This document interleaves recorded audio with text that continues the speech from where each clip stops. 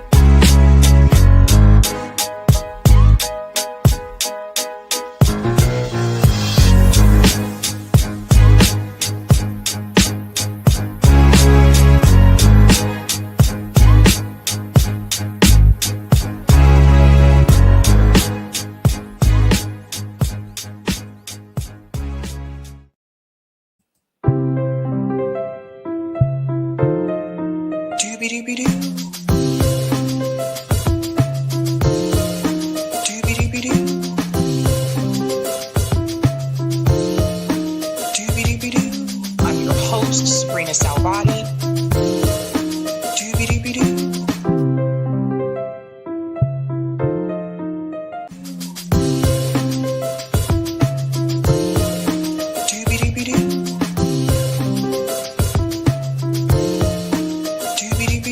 I'm your host, sabrinasalvati.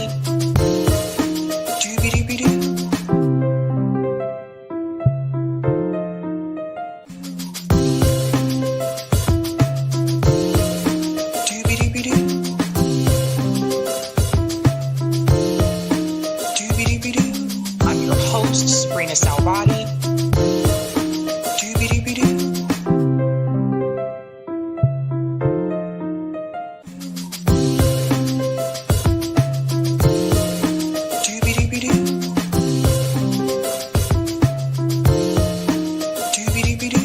I'm your host, sabrinasalvati.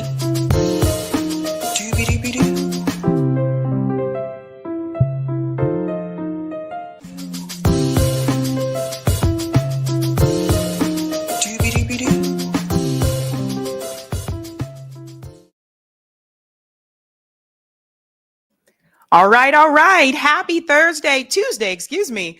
See, I'm already ready for Thursday. Happy Tuesday, ladies and gentlemen. Welcome to Sabs podcast. I'm your host, Sabrina Salvati. If you're new, I do want to let you know that Sabs podcast is also a part of Revolutionary Blackout Network. You can catch me there on December 4th for the roundtable with the rest of my comrades there. And you can catch me here on Tuesday, Thursday, and Sunday. Shout out to everyone watching on YouTube, Rockfin, Twitter, and Rumble. And welcome back, ladies and gentlemen. Tonight, we have a very big show for you. I will not be streaming this Thursday because it's Turkey Sides Day. So I will be with the fam. So I wanted to send everybody off with a bang, and then I'll be back again live on Sunday. So we have a lot to discuss tonight. The news has been crazy pretty recently. Tonight's theme is what's in it for them. So that's the question that I want you to ask yourself with each one of these stories that we cover tonight. What is in it for them? Let's go ahead and say hello to some peeps in the chat. Shout out to Sovereignty, says, protect Candace. Thank you for speaking on the Sabby, left or right. She's a threat to the Matrix. Eyes wide open to all. Yeah, the Candace story is wild. Some of these other ones are wild too, but the Candace story is whoo. Shout out to Fafo, says, hello, Sabby. Candace, you in danger, girl. You ain't white like Nick Fuentes, MTG, or Tucker Carlson. You ain't got complexion protection. Stay safe after your right-wing grifting career. Damn, Fafo. Shout out to Go Artist, says, hi, peeps. What's going on? Blockbuster says, hi. Greetings to Let There Be Light. Raise your voices. Tell the world you need peace, justice, and freedom. The need for all people to live in harmony. No matter the religion, the color, the race, the world teacher. Hey, hey, hey. Shout out to Brian, says Henry DeMoss. His opposition to the Separate Car Act in 1890, the loss of his seat via White League terror to Louis H. Marrero in 1892, a story that deserves deep research and a documentary. Interesting. I'll have to check that out. Shout out to Elias says, Hayward, only very recently could you find people on this channel saying anything nice about Candace. Quite the opposite. It is how it's been. You have no idea what you're talking about. Okay, something going on there in the chat. Greetings, Dita said they tried to gaslight the wrong person. Go Candace. Shout out to MBD says, have a pill to ask what's your favorite holiday laxative. What? Okay, I hope nobody's in that situation. Okay.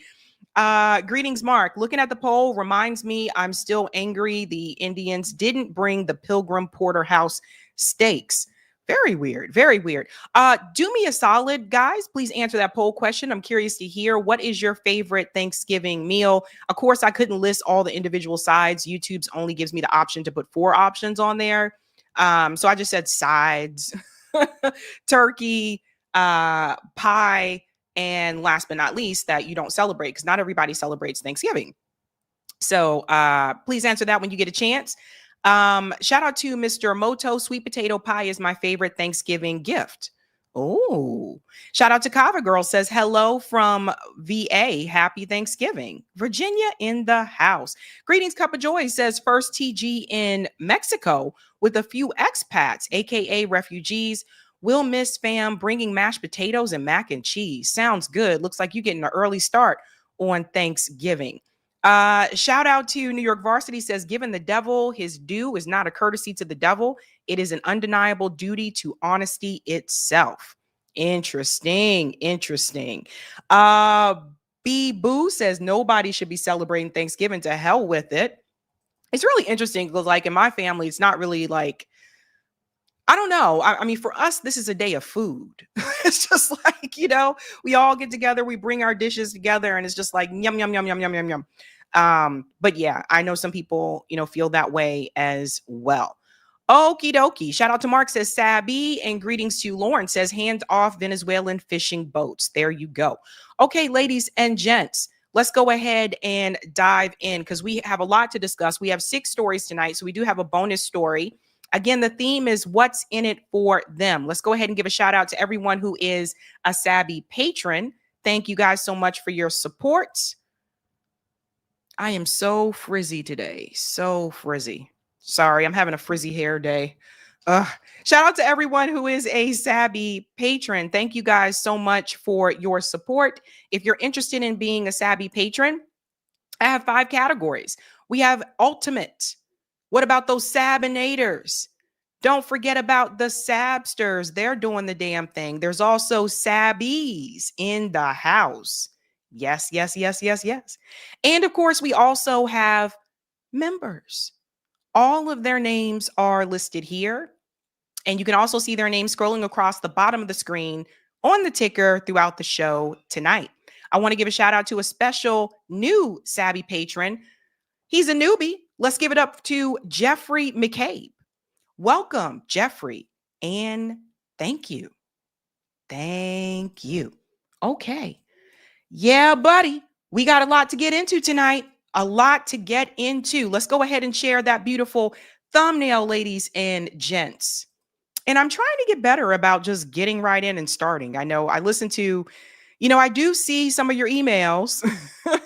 I see some of them and I hear what you guys are like. Can you just go ahead and just start a little sooner? Just get into the show a little sooner. So I'm trying to get better about that.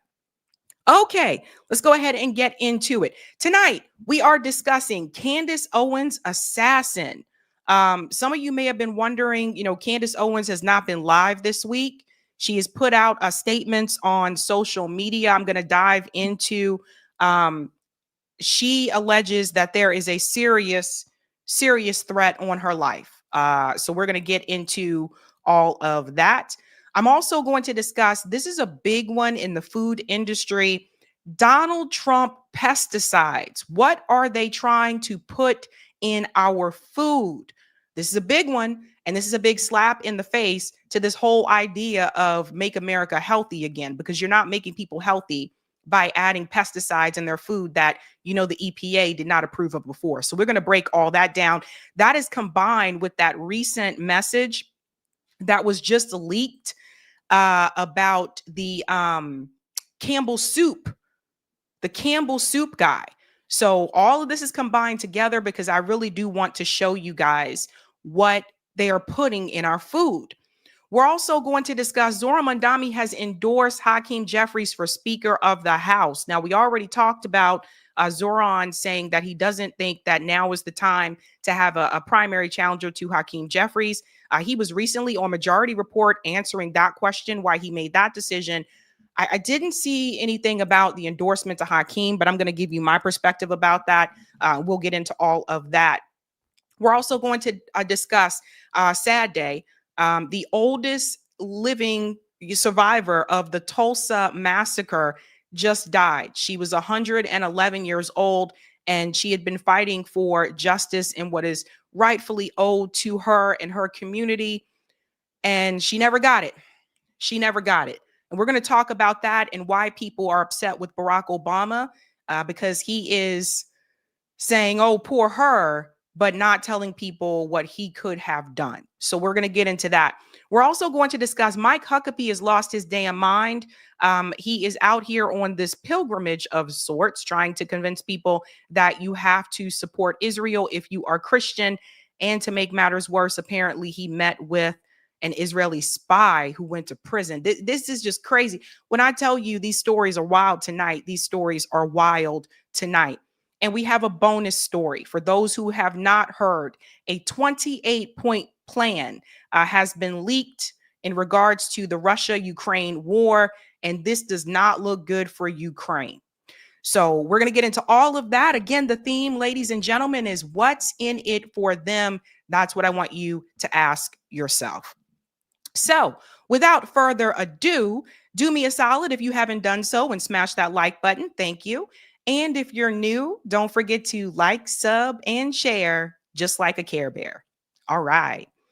Okay, let's get frizzy with it. Let's get frizzy with it. I am frizzy today. Okay, let's get started with this first story here, ladies and gentlemen, the bonus story. It appears that Donald Trump and his administration had prepared a 28-point peace plan for Russia and Ukraine. Now, that information was leaked, so I guess we weren't supposed to know about that.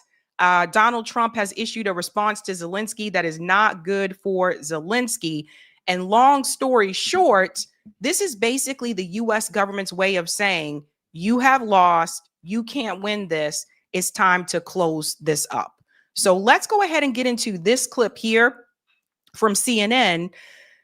Trump, if Zelensky doesn't accept the peace deal, he can fight his little heart out. Oh boy, here we go. Top officials from the U.S., Ukraine, Europe, they're meeting in Geneva, Switzerland today, and they're talking about how to end Russia's war on Ukraine. Now, at the G20 in South Africa, Ukraine's allies are simultaneously working on a unified response to President Trump's 28-point peace plan, and it's been widely criticized as pro-Russia.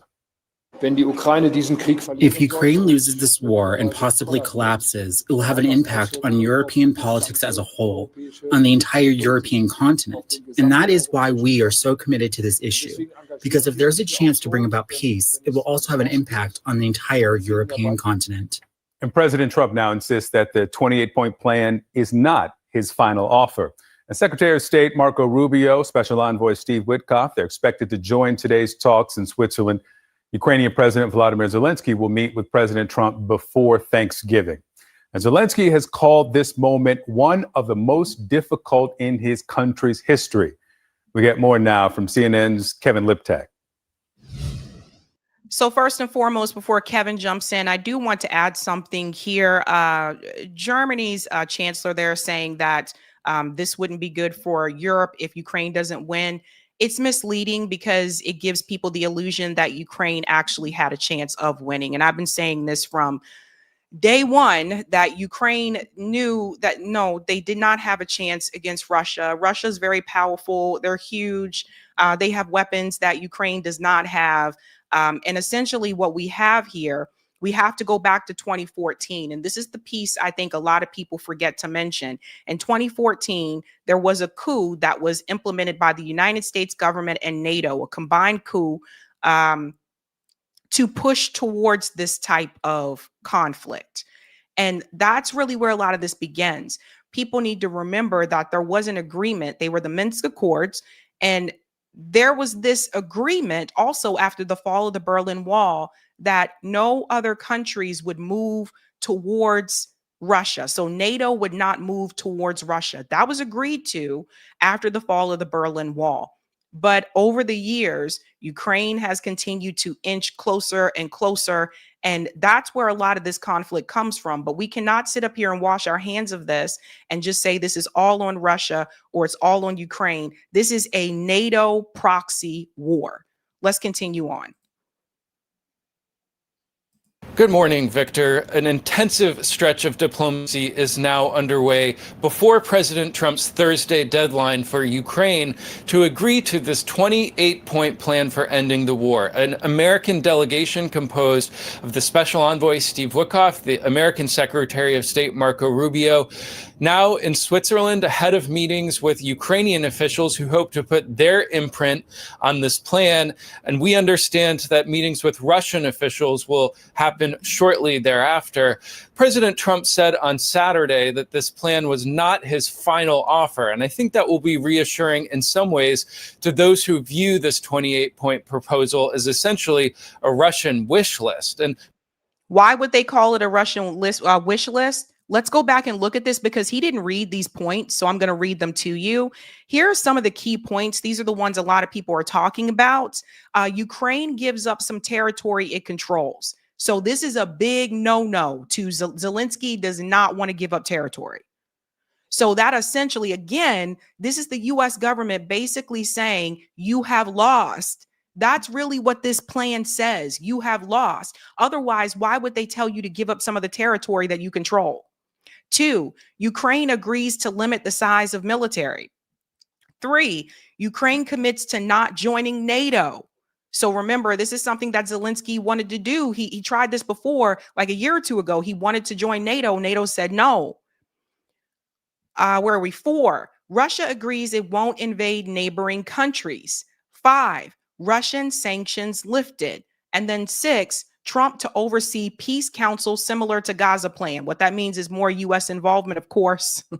Of course, the West dictating what is going on there. So all in all, what this really means is that Ukraine has lost. And that's not what they're going to say on CNN. That's why I wanted to tell you guys that so that you understand what this plan is saying. Not his final offer. And I think that will be reassuring in some ways to those who view this 28-point proposal as essentially a Russian wish list. And many of the points do amount to the maximalist demands that the Kremlin has been making over the course of this war, including that Ukraine give up the entire eastern Donbass region, that it put a cap on the size of its military, that it give up some of its long-range weapons capabilities that it's been provided over the course of this war, and that it agreed to never join NATO. And so I think, and that's one of the things that Zelensky wants to do is to join NATO. So this is not, and I'm just going to be honest with you because of course corporate media doesn't want to go down this road, but Ukraine has lost.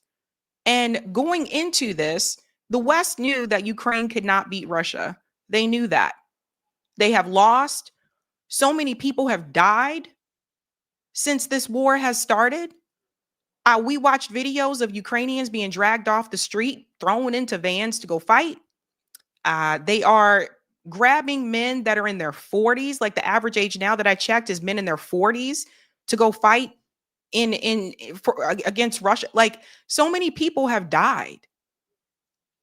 And so people have to really understand this is a proxy war by NATO and the US government. And now you may wonder, well, why are they after Russia? Well, let's think about it, shall we? Russia, again, is another rising economic power. Same with China. The US government doesn't want that. The Wolfowitz Doctrine tells you that no other power can rise to compete with the United States government. And that was decided a long time ago. So there's that. And these are the things that people have to come to grips with. A lot of people just want to say this all started when Russia invaded Ukraine. No, this started when NATO implemented a coup in 2014. not when Russia invaded Ukraine. So it's so important that people get the backstory of this and not just Russia invaded Ukraine. It's the same thing I said about Gaza and Israel when people say this started on October 7th. No, it didn't. It started long before them. Let's go on a little bit more here. The real question now, and it's the question that I posed to President Trump on Saturday, is what happens if Zelensky does not agree to this plan by Thursday? Listen to what he said. Well, then he can continue. Then he can continue to fight his little heart out. So you hear the president there not saying specifically what the consequences might be for Zelensky not agreeing to this plan, but I think implicit in his answer is that this will then be Zelensky's war and that he will essentially wash his hands of it. Now, European leaders have been extremely skeptical about this plan. On Saturday, they released a statement saying that it needed additional work and saying that they were in particular concerned about the provisions that would put limitations on Ukraine's armed forces. Even some Republicans here in Washington are voicing concern, including one of the president's top allies in the Senate, the South Carolina Senator Lindsey Graham, who said that parts of this proposal were, quote, very problematic and can be made better. Perhaps blunter was Mitch McConnell, the former Republican leader in the Senate, by no means a fan of President Trump's. He said that, quote, Putin has spent the entire year trying to play President Trump for a fool.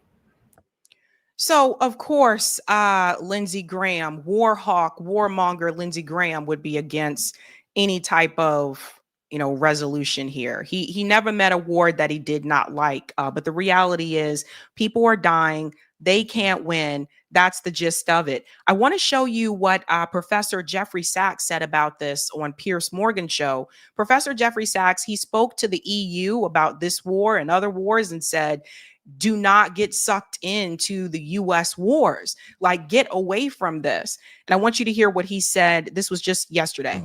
But ultimately, when you look at that 28-point plan, can you see why a lot of people are very critical of it? Because it appears to be, on the face of it, giving Russia everything it wants.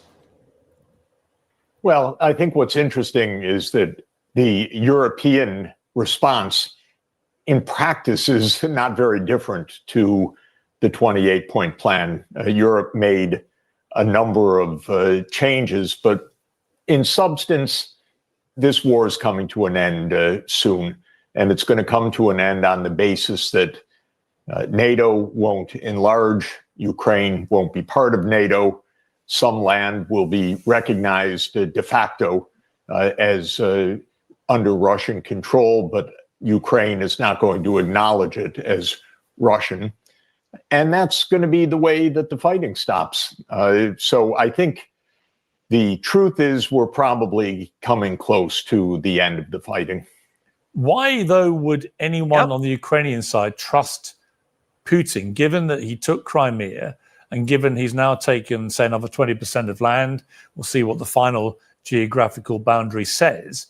But why would anyone on the Ukrainian side trust him not to come back for more?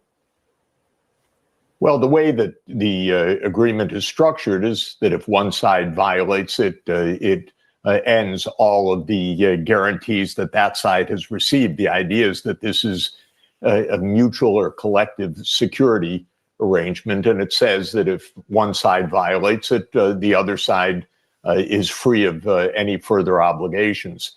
If indeed an agreement is reached and Russia violates it, I think the full force of whatever the West would bring to this would immediately return. So let me just say something here. If Russia wanted to do that, they could have done that already. Just like when you hear people say, well, if we don't stop Russia, they're going to come for Poland next. Russia could have done that a long time ago. So we have to be very careful about the messages that is coming from Western media, especially when it comes to foreign policy. Again, their job is to convince you that the United States government are the good ones, and their job is to go out there and get all the bad guys. Notice how every country is a bad guy except for the U.S. and Israel, if you listen to corporate media. So that's something to take into consideration. But long story short, like Jeffrey Sachs is saying, this is it. Like, there's no, I mean, I'm just thinking about all the lives that were lost because of this. And Ukraine is losing anyway, and they were going to lose. And corporate media has been convincing people for the longest time that they had a chance. They never had a chance. The US government knew that. Ukraine knew that. What we have with a lot of these wars is just a money laundering system. Julian Assange explained this so well, that the goal is not necessarily to end the war.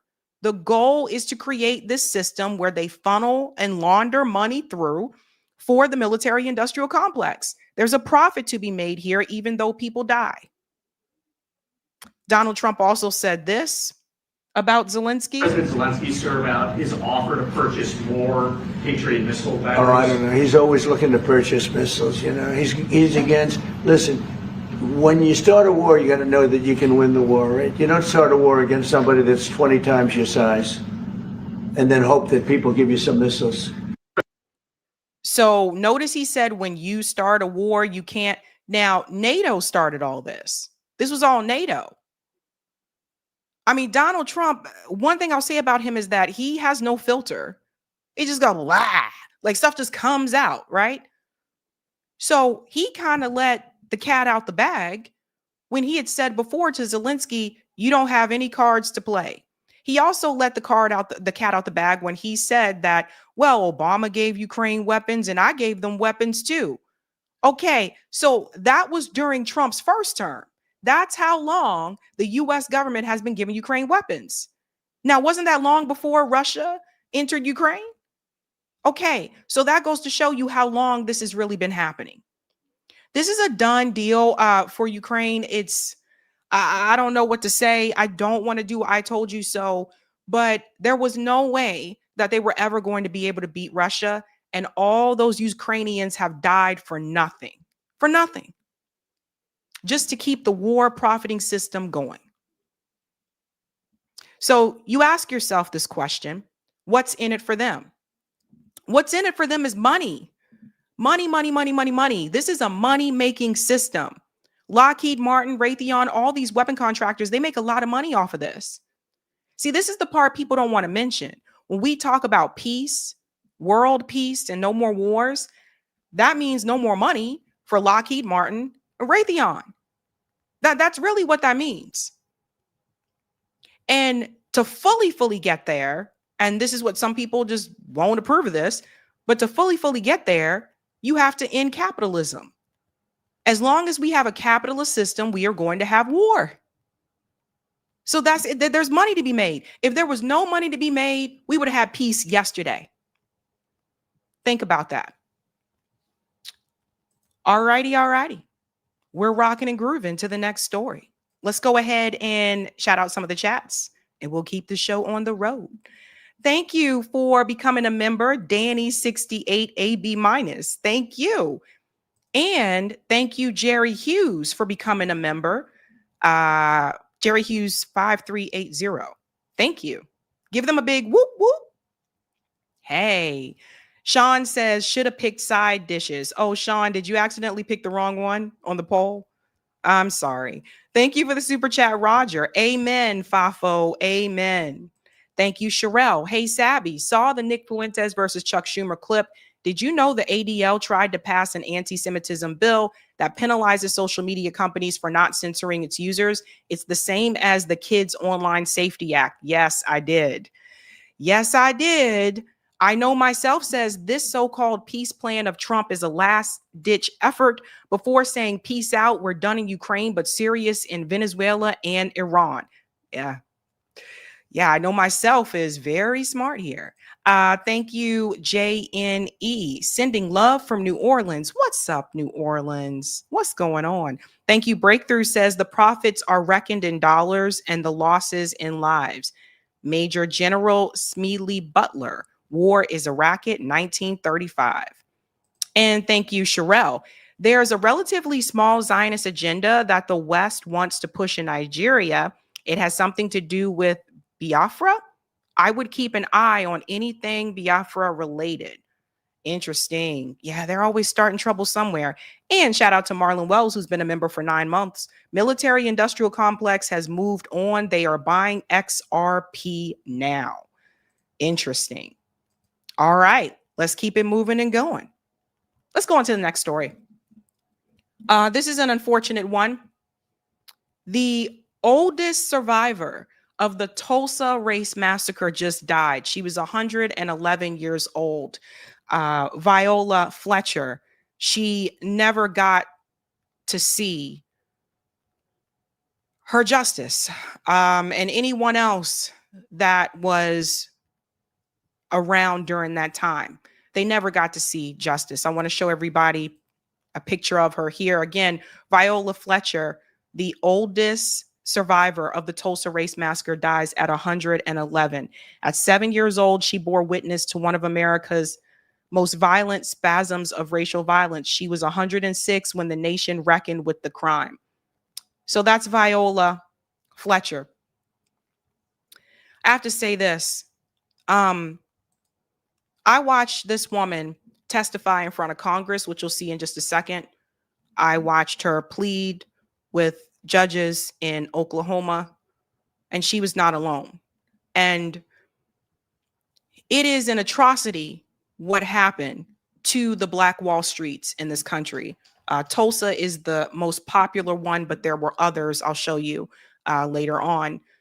But this idea that after slavery, there were Black communities that went on to build, and some of them built towns that were so successful that it was considered a Black Wall Street, where all the businesses were Black owned and the dollar continued to turn in the Black community. All those neighborhoods were burned to the ground. And it reminds me of, a lot of the things we talk about today. A lot of people talking about what is happening in the West Bank, which we've covered multiple times on the show.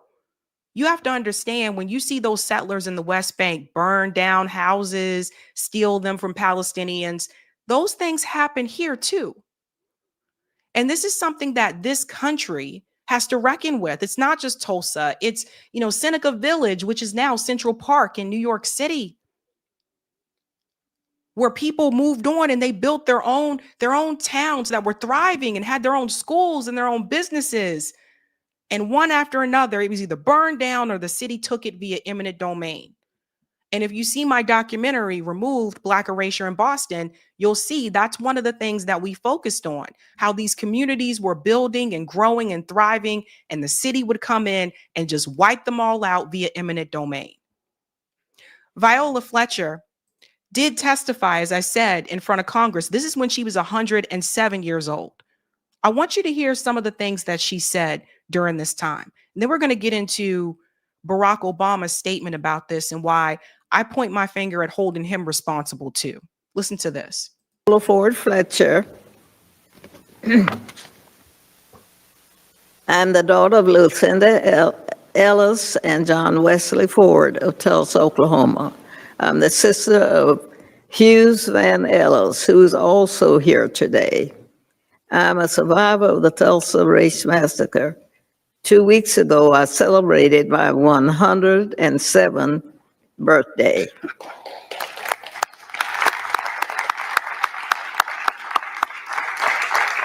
Today, I'm visiting Washington, D.C. for the first time in my life.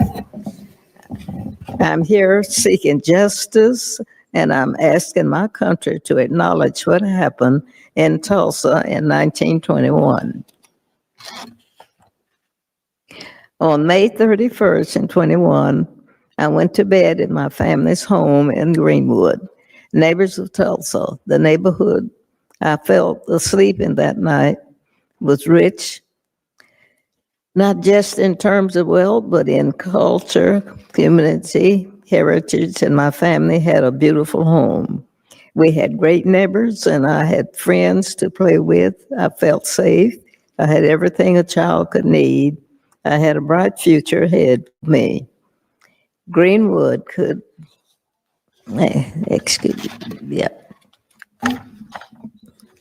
Still, Greenwood should have given me the chance to truly make it in this country. Within a few hours, all of that was gone. The night of the massacre, I was awakened by my family. My parents and 5 siblings were there. I was told we had to leave, and that was it. I will never forget the violence of the white mob when we left our home. I still see Black men being shot, Black bodies lying in the street. I still smell smoke and see fire. I still see Black businesses being burned. I still hear airplanes flying overhead. I hear the screams. I have lived through the massacre every day. Our country may forget this history, but I cannot. I will not. And other survivors do not. And our descendants do not. When my family was forced to leave Tulsa, I lost my chance of an education. I never finished school past the 4th grade. This is the disruption that I was talking about before, right? Like a lot of this leads back to disruption. When people are uprooted from their communities by force, you are starting all over again. And considering the time, like I said, like they were able to build and they were able to establish businesses like in that community, and Greenwood was thriving. But that's the thing, is like every time Black communities during that time, every time they started to get to a point where they were thriving, and sometimes some of the Black businesses were doing what some would say too well, they were burned down. Why? I'll tell you why. The part that people still don't want to reckon with is the fact that when slaves were brought to this country, they were brought here to be nothing more than property. Slaves were never brought here with the intention of becoming citizens of this country. They were never brought here with the intentions of owning land, owning property. They were only brought here to be property. This is something I think a lot of people need to learn how to reckon with, and that includes some on the progressive left as well. One thing about this show is that we talk about all oppressed groups. We don't just talk about one. And this right here has not been repaired.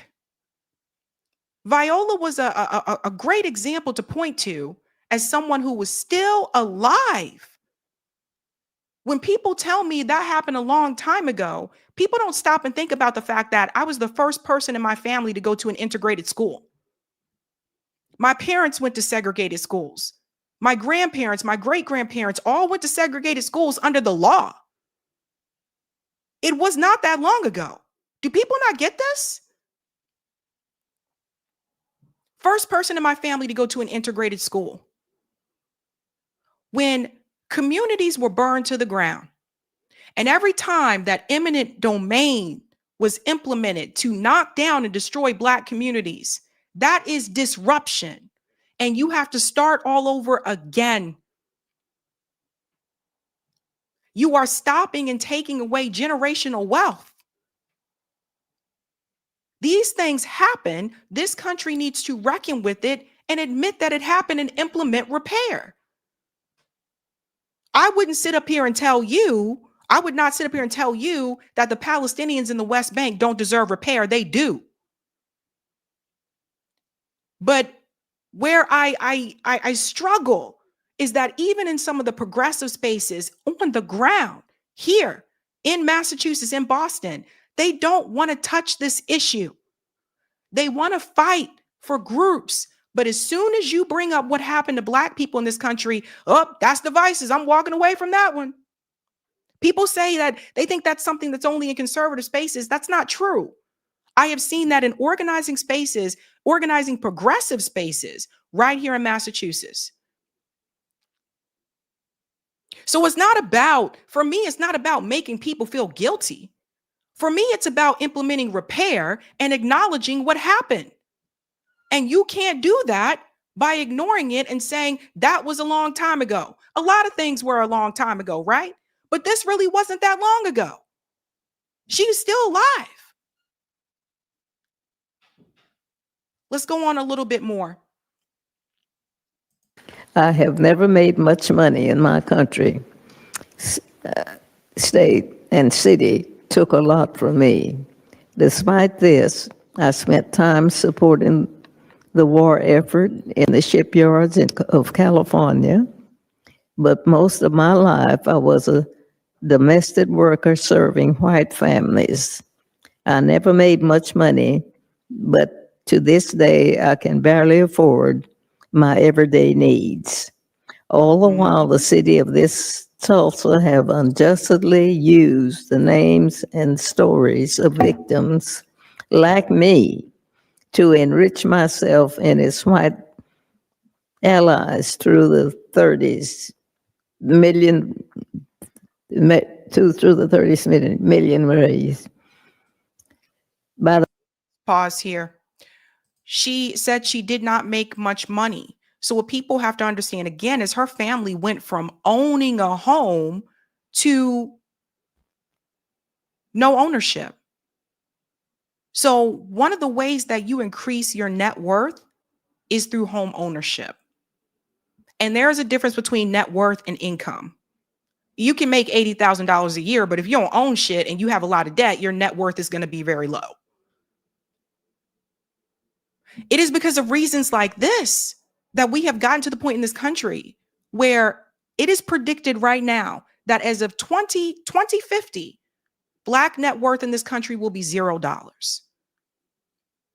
And we can't talk about that without addressing the fact that this happened. This happened. Yes, I think that's Sheila Jackson Lee holding up the phone. I think that's Sheila. Yeah, Sheila Jackson Lee was holding up the phone there. She was there. The Tulsa Centennial Commissioner while I was continued to live in poverty. I am a 107-year-old and have never been seen justice. I pray that one day I will. I have been blessed with a long life and have seen the best and the worst of this country. I think about the terror, horror inflicted upon Black people in this country every day. So at that point, she said that she hoped that she would see some type of justice. She was 107 years old at that point in time. That was Viola Fletcher testifying in front of Congress. Now, later on, I do want to show you guys this. This was aired 3 months ago, and it's unfortunate this did not go forward. But there were activists that were trying to help her have a home. This was broadcast in Tulsa, Oklahoma on their local news station just 3 months ago. Tulsa Mayor Monroe Nichols announced an initiative earlier this summer to raise more than $100 million to address systemic impacts of the 1921 race massacre. But that does not include money going directly to survivors. News on 6's Ethan Wright is live with how an online fundraiser hopes to give one of the survivors something special. Ethan? Craig and Lori, 104 years after surviving the 1921 Tulsa race massacre, mother Viola Ford Fletcher is still waiting on something that she says she's never had. That's a home to call her own. Mother Fletcher has lived through 2 world wars, the civil rights movement, and the Tulsa race massacre. And what she had taken away from her is something that is also seen as like the proverbial American dream, just simply a home. And now she's sharing a small room with her 110-year-old roommate. Not only is she living in a senior living home, but she shares a roommate in like a freshman dorm sized space. In 2021, Fletcher was living in a 1-bedroom Bartlesville apartment. Now she lives in one of the nicest nursing homes in Tulsa, and though she's grateful, Mother Fletcher says she's ready for something more. She's really been focusing on supporting her family, and now we're hopeful that the community can focus on supporting her. Her grandson, Ike Howard, drives from Texas to help when he can, but now a nationwide campaign called A Home to Inherit is hoping to give her something different. The effort launched via social media last week with a goal to raise $1 million.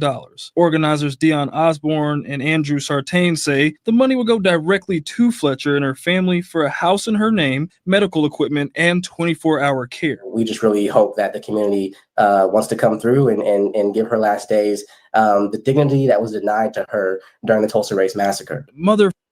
So notice how once again the community stepped up.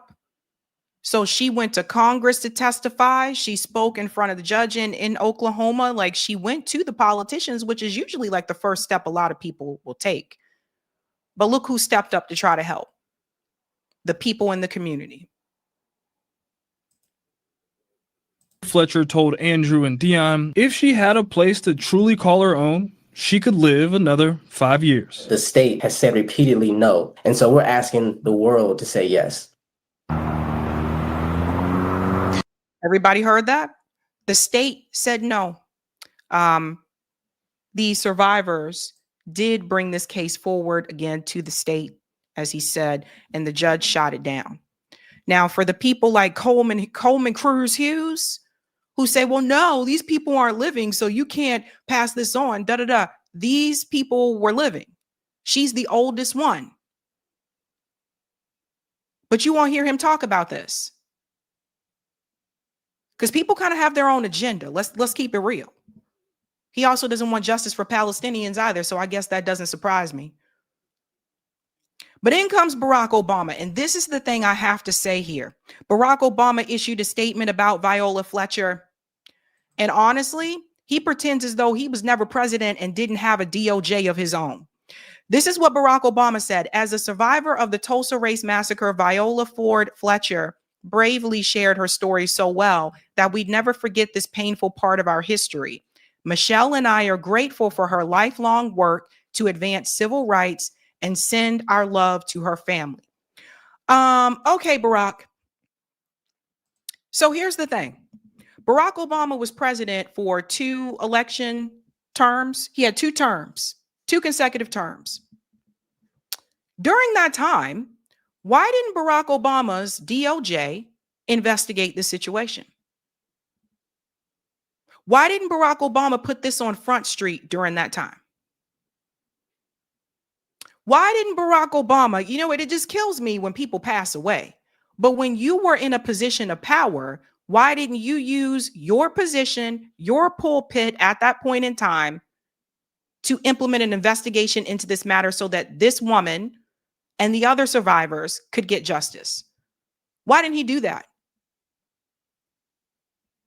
Because everybody wants to come forward with these statements now and say, oh gosh, we are so sorry for her loss. She fought for this, she fought for that. But when you were in a position of power, you say nothing, man. And I point you back to that time when Barack Obama was in Flint, Michigan, and he pretended to drink that dirty water in front of a room full of Black people. So this is why politicians cannot be your heroes. They can't be your savior.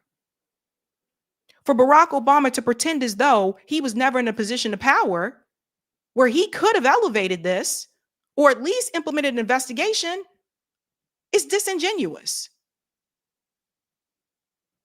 But he wasn't there to do those things. I'll take you back to a speech that Barack Obama made at Morehouse just to show you why he was not going to do something like that. Shout out to DAP ADOS Tribe who shared this video. I forgot about this, but listen very carefully to what Obama says here. I understand there's a common fraternity creed here at Morehouse. Excuses are tools of the incompetent, used to build bridges to nowhere and monuments of nothingness. Well, we've got no time for excuses. Not because the bitter legacy of slavery and segregation have vanished entirely, they have not. Not because racism and discrimination no longer exist.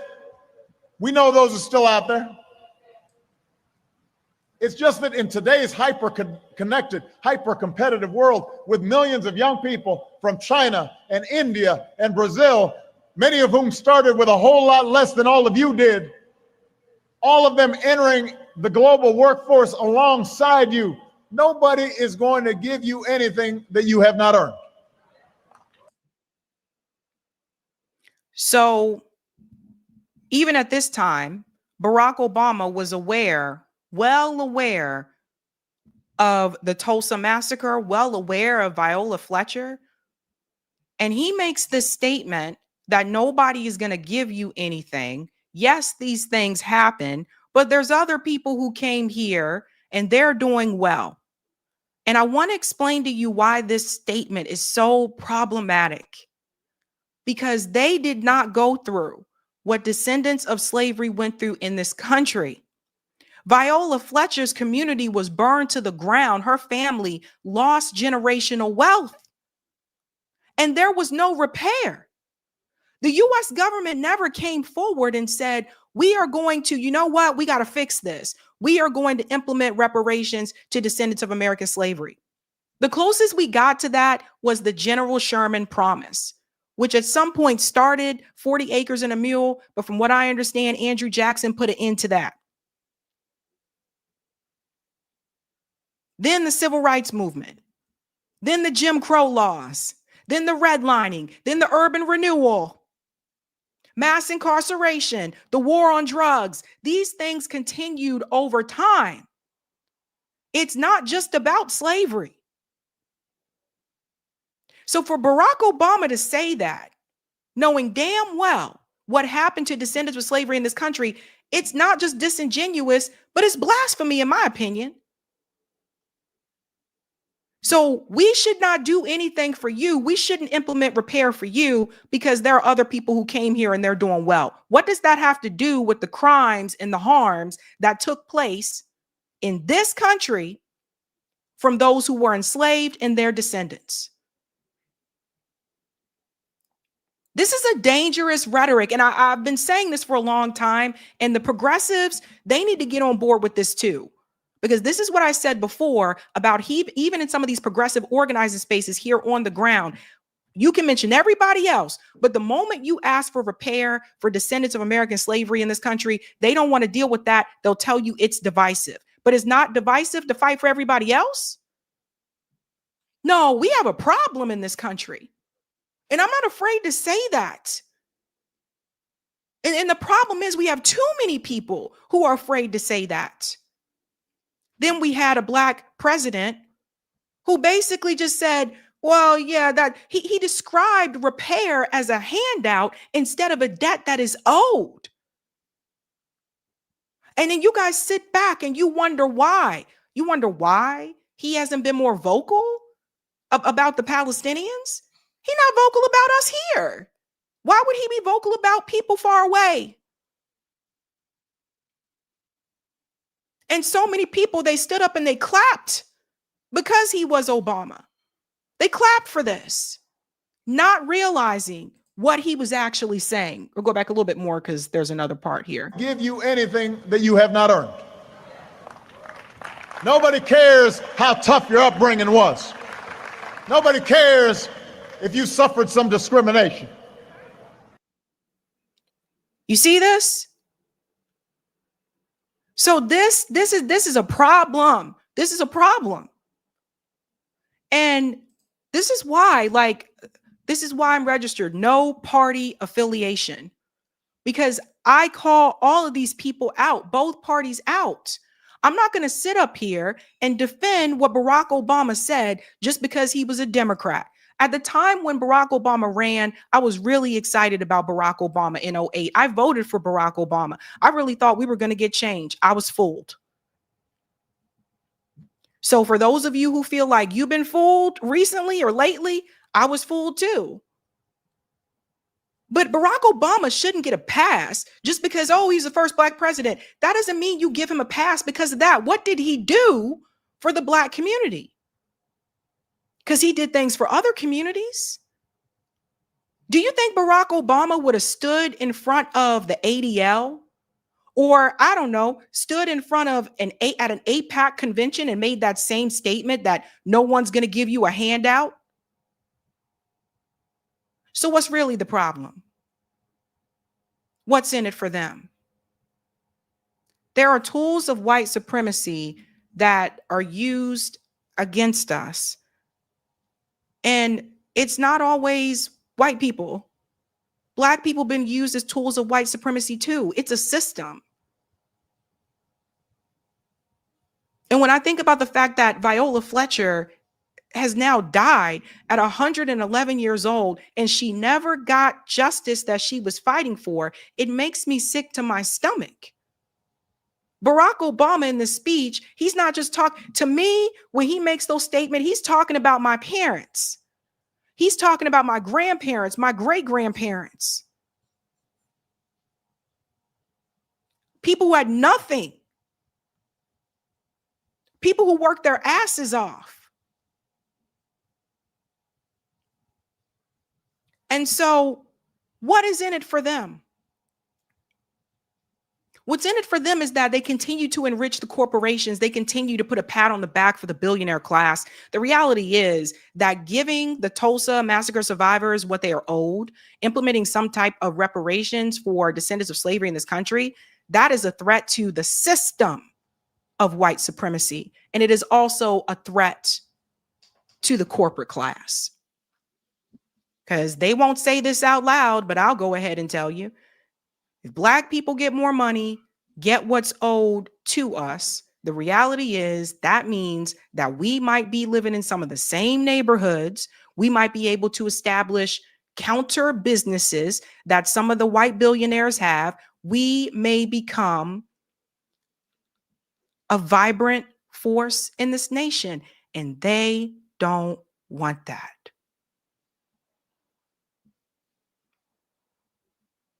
Look at the way they urgently push reparations and other legislation just recently for Jewish Americans. Look at the way they operate, how they do that.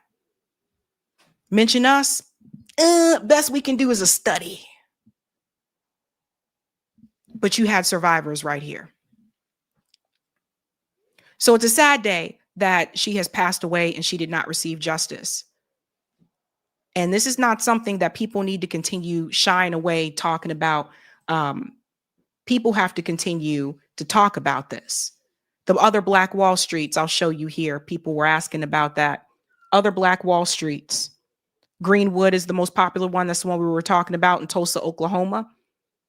Haiti and Durham, North Carolina. Jackson Ward in Richmond, Virginia. It was known as the Harlem of the South. The 15th Ward in Syracuse, New York. Bronzeville in Chicago, Illinois. Sweet Auburn in Atlanta, Georgia. West 9th Street in Little Rock, Arkansas. Ferris Street in Jackson, Mississippi. 7th Street in West Oakland, California. The most popular one, like I said, is Greenwood. But if you live in North Carolina, and I know quite a bit of you do, you need to know Durham, North Carolina as well. So we lost a lot. And I just feel like Barack Obama has some nerve. Some nerve. Let's go to some of the comments here and we'll get to the next story, ladies and gents.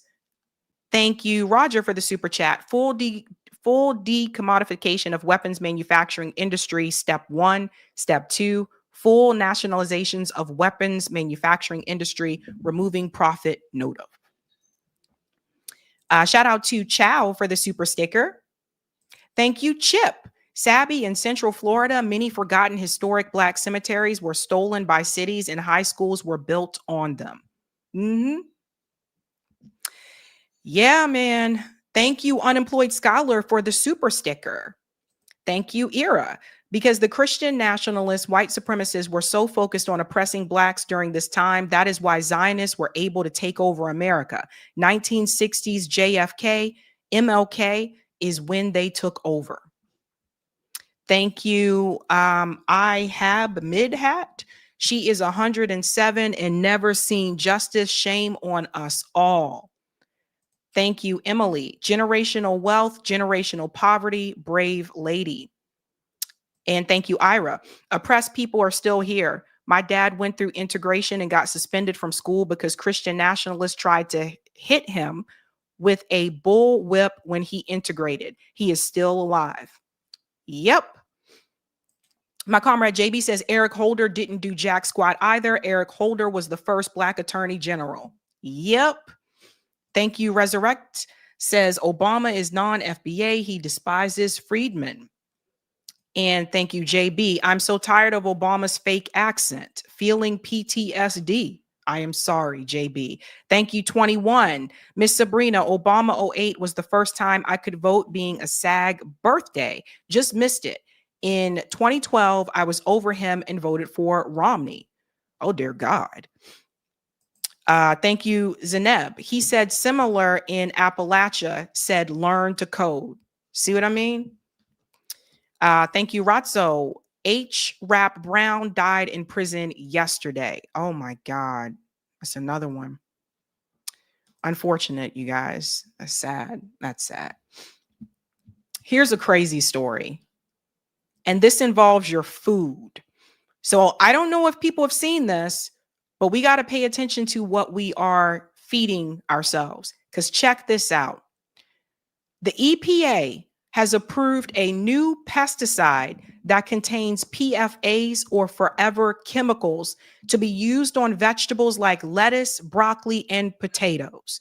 So PFAs are dangerous.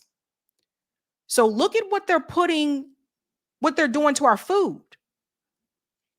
This is another thing. Like they're poisoning our food. So this whole make America healthy again, where's RFK Jr.? Where he at? Wasn't this his whole thing?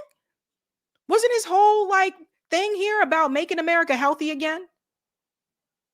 Let's get into it. Check this out.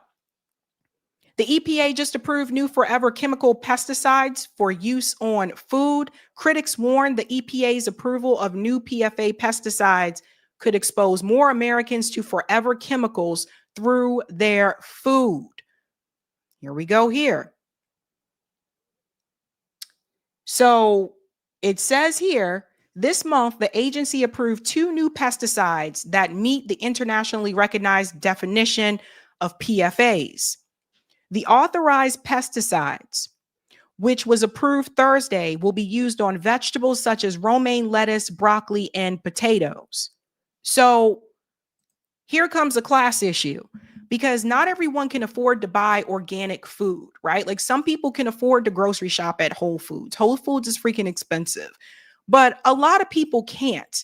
So if you can't afford to buy like organic vegetables and produce, or even from some of the farmers markets because it's expensive, then that means that you could be subjected to the forever chemicals because you don't have a choice.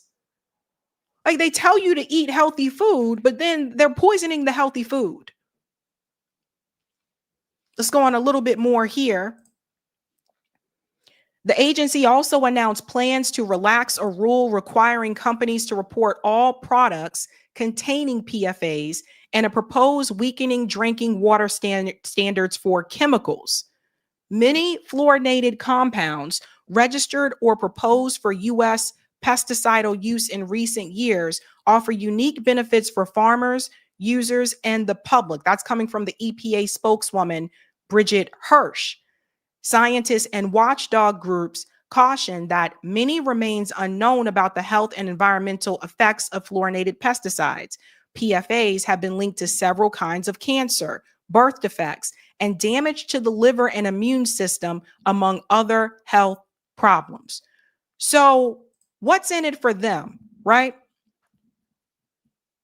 You don't have a healthcare system without a sick system. So as long as people are sick, the health insurance companies continue to profit. Part of the reason why, and I said this over and over again, I really don't understand by this time and now, with all the technology that we have in this country, they have not found a cure for cancer. And I really do believe part of that is because treatment is more profitable. There are people paying $1,600 a week for chemo treatments. So the health insurance, the companies, they're like, well, we make so much money off of chemo. If we find a cure for cancer, then, that's money that we're going to be losing. This is how my brain works. Because I'm looking at it this way, they get to make a profit. Also, I guess I would say this leads to the population issue, right? Make the country less populated. Let's get rid of some of these poor people. Because like I said, rich people, they can afford the healthy food that's organic. They can afford to buy grass-fed beef, vegetarian-fed chickens. They can afford those things. So everybody needs to pay attention to what is happening here. It goes on to say the EPA approved at least one fluorinated pesticide during Biden's administration, according to Hirsch. But beyond that, such applications were deprioritized under the Biden administration because of concerns about potential accumulation in the body and persistence in the environment, according to 2 former EPA officials.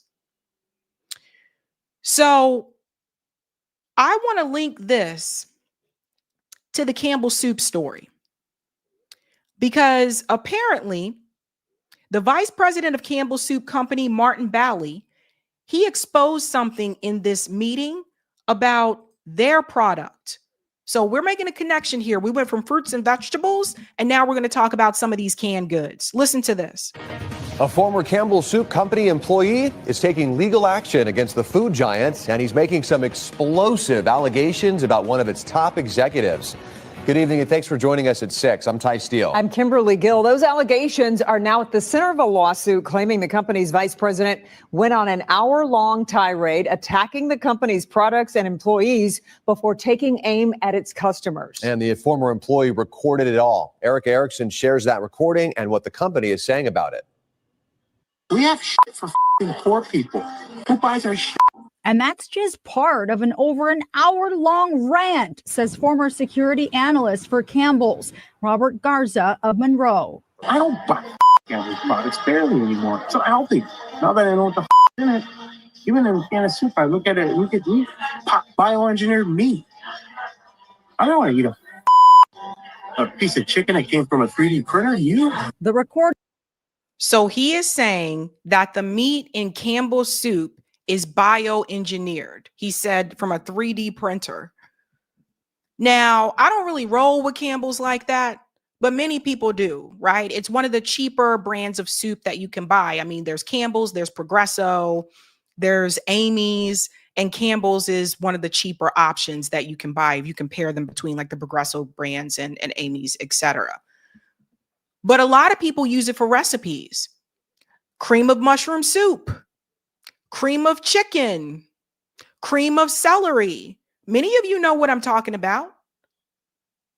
A lot of people, when they're sick, what do? They reach for chicken noodle soup, maybe the one by Campbell's, because it's one of the cheaper ones that you can buy.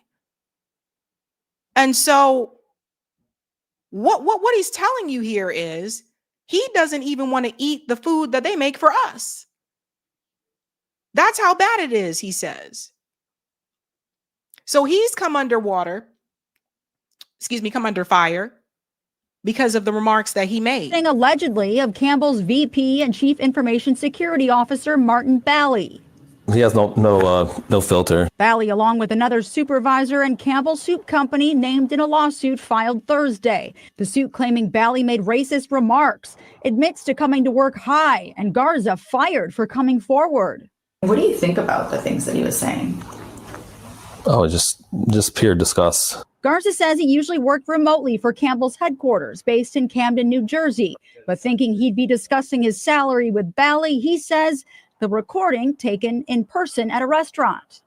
They couldn't think for the like you dumb Garza says he felt sick after the rant, deciding to go to his direct supervisor in January, keeping the recordings to himself. He had never had any disciplinary action. They had never written him up for poor work performance. Garza says no one at Campbell's ever followed up, and it's taken him 10 months to find a new job, calling the way the canned soup company handled it simply terrible. They have a motto, like we treat you like family, here at Campbell's, come work for us, we treat our employees like family. That's not the case. We did just receive a statement from Campbell's. It says, quote, "If accurate, the comments in the recording are unacceptable. They do not reflect our values and the culture of our company. We are actively investigating this matter." So nowadays, you're better off making your own damn food, right? I'm pretty sure if we Google online, there's a recipe for how to make cream of mushroom soup, cream of chicken soup. And I point these out because people do use a lot of these in recipes, right? Especially a lot of the crock pot recipes say cream of mushroom soup or cream of chicken, right? So you're better off really making your own stuff. And if you look back and ask your parents and your grandparents, the type of food that they grew up on. And what I noticed, my grandparents had told me a while back that food doesn't taste the same as it did when they were growing up. that it tastes more natural back then. Even chocolate chip. Let me tell you something. Chips Ahoy. When I was a kid, I loved Chips Ahoy chocolate chip cookies. I had a chocolate chip cookie from Chips Ahoy about a couple years ago, and I was like, what is this? You could taste so much. I'm like, salt. I'm like, this doesn't taste like the Chips Ahoy chocolate chip cookie that I grew up eating. Nowadays, you're better off making your own, guys. They put so much stuff in these foods. So we went from processed foods. We talked about the fruits and the vegetables. And a lot of times, if you compare foods in this country to foods in other countries, you'll notice that they don't have as many ingredients in their products as we do. We have a lot of things like high fructose corn syrup, dextrose. In fact, don't believe me? Watch for yourself. This guy is going pretty viral by showing you what is actually in these oatmeal cream pies. So this is what you're putting into your body when you eat these Little Debbie oatmeal cream pies. Check it out. Let's see what's inside an oatmeal cream pie. It starts with corn syrup, then enriched bleached flour, palm and soybean oils with TBHQ and citric acid to protect flavor, whole grain rolled oats, molasses, raisin paste, sugar, water, dextrose, leavening, whey, salt, soy lecithin, cornstarch, natural and artificial flavors, mono and diglycerides, polysorbate 60, sorbitan monosterate, dried eggs, modified cornstarch, sorbic acid, soy flour, dried egg whites, annatto extract, beta carotene, caramel color, chocolate, cocoa butter, citric acid, cocoa, high fructose corn syrup, modified wheat starch, non-fat dry milk, palm and palm kernel oil, pectin, polysorbate 80, propylene glycol monosterate, red 40 lake, rice flour, sodium citrate, sodium stearoyl lactylate, soybean oil, titanium dioxide, and turmeric extract. It can't be that many ingredients from one little oatmeal cream pie.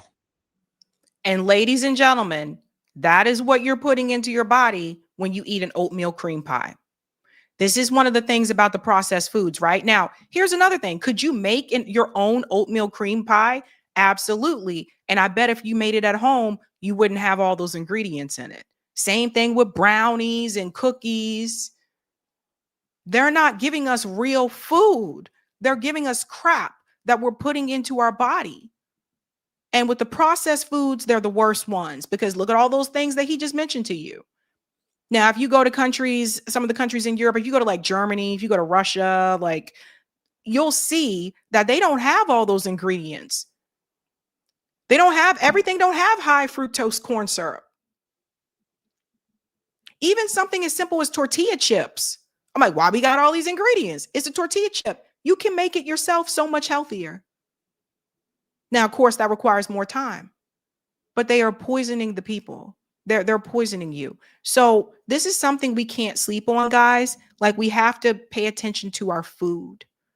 And this is why I think more people are starting to participate in community gardens.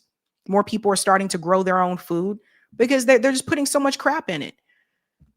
If you want to test this out, buy an apple from the grocery store and then buy an apple from a farm. We just had, we're over the apple picking season, but this is a way to test this out.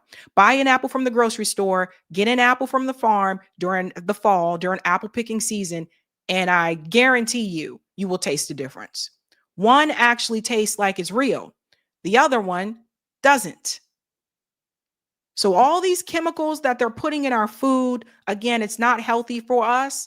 And for all the people who thought that RFK Jr. was going to work his magic or whatever, people should be reaching out to RFK Jr. right now about this.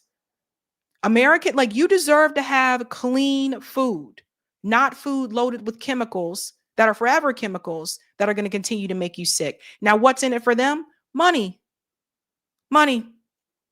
It's cheaper for them to make food, to put all those ingredients in it to make it less natural as possible because it's cheaper for them to produce it that way. But they jack up the price for you. instead of giving you natural, real food. Crazy times, folks. Crazy times. Let's go to some of the comments here. Corey, can we go to part 2 of Type V and C? Thank you. All right. Let's go to some of the comments. Shout out to Brave Toy. Miriam Adelson gave hundreds of millions to buy a president for her people. Oprah screwed Taraji and tried to sell us Kamala. We need to have a real conversation on Black power and real representation. Yeah. Thank you, Roger. Holder wasn't FBA, so not surprising. Also, Rockfin. I'll get to Rockfin in a second. Thank you, RM Guest. Dr. Sean Baker has said, we don't have a healthcare system. We have a disease management system. There you go. Thank you, C. Shada. Forgot to send towards the documentary at the time you were doing it. Here's a little bit of a donation. Better late than never, I guess. Oh, thank you so much, C. Shada. I really appreciate that. Thank you. Thank you, JB. PFAs and microplastics are ubiquitous in air and water. Crystal said, I'm not doing them in recipes anymore after this. Yeah, man. Yeah. I know, right? Thank you, Kevin. Sabrina, longtime third-party indie voter here. As far as taking up the cause of repeated injustices against Blacks and Native Americans, that we don't talk about, sign me up. All right. Thank you, Vil. Lady Viola Fletcher was an American treasure and really deserves a state funeral and posthumous Nobel Peace Prize. She witnessed the best and worst in her lifetime. This is true. Thank you, MT. Review Sister Minion Phillips of Jamaica participation in YouTube video of the first emancipation celebration in Ghana. Famous healthy chef. I'll check it out. Eve says, yes, chocolate and all is all different from 20 plus years ago. Thank you, Vil. The Black Wall Street was a momentous event in American history, the greatest of all American dreams, cut short by white supremacism within 2 days. Thank you, MTN. Review Sister Minion Phillips of Jamaica participation in the, oh, I think I said this already. Oh, famous healthy chef of the Marley documentarians, blessing to the truth. Okay, let's go to Rockfin if we can. 1 second. I just want to make sure. Oh yeah, I'm missing the what you call it here. I gotta pull up that majority report one. Okay. Oh, sorry, you guys. Thank you for the tip on Rockfin, Roger. Yes, the Eisenhower Interstate Highway System, specifically the inner dispersal loop, built decades after 1921 massacre, used eminent domain to demolish the Greenwood district of Tulsa. This displaced residents and business owners, effectively destroying the historic Black Wall Street neighborhood that had been rebuilt after the initial massacre. The construction of the inner dispersal loop was completed in the early 1970s. The IDL was a system of 4 highways built to encircle downtown Tulsa. The IDL's path was routed through the Greenwood district, which had been a prosperous, predominantly Black neighborhood, using eminent domain to acquire and demolish the land. This highway construction is recognized as a second major destruction of the Greenwood neighborhood. Following the 1921 Tulsa race massacre, the federal government has acknowledged its role in the decline of Greenwood. That's from Smithsonian Magazine. We can stop there. I'll come back to the rest after this segment. I just want to make sure I pull up this clip here. I just want to make sure I had this because I do want people to, okay, here we go. Yeah. Okay, let's go on to this this Zohran story that I want to bring in here. I'm just making sure I pull this up. Okay, yeah, there we go.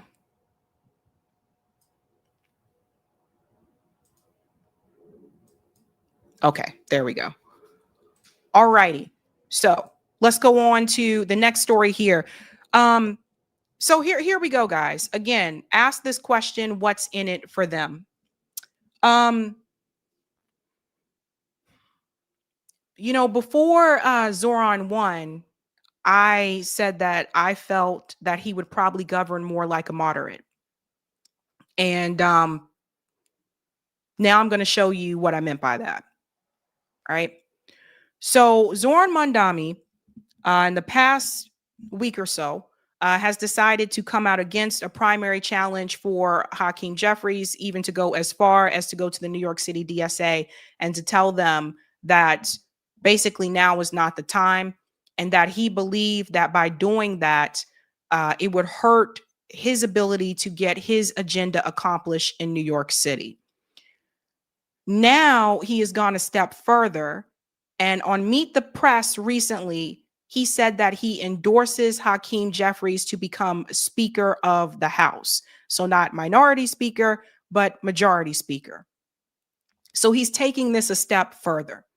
And this is what I meant when I said that I think he would govern more like a moderate. Politics is a game. And you kind of have to ask this question, what's in it for them? So you have politicians that say, I will scratch your back if you scratch mine.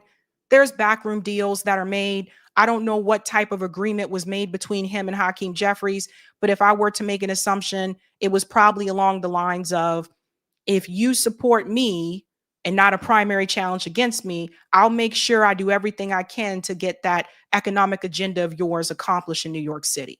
Could have been something like that. I don't know. I'll make sure that I will help you with your political career. I'll endorse you. I'll support you wherever you want to go from here. Don't know. I'm just making guesses. But Zohran Mandami was recently on Majority Report. This was earlier today. And they did ask him about this interference of not wanting to support someone running against Hakeem Jeffries.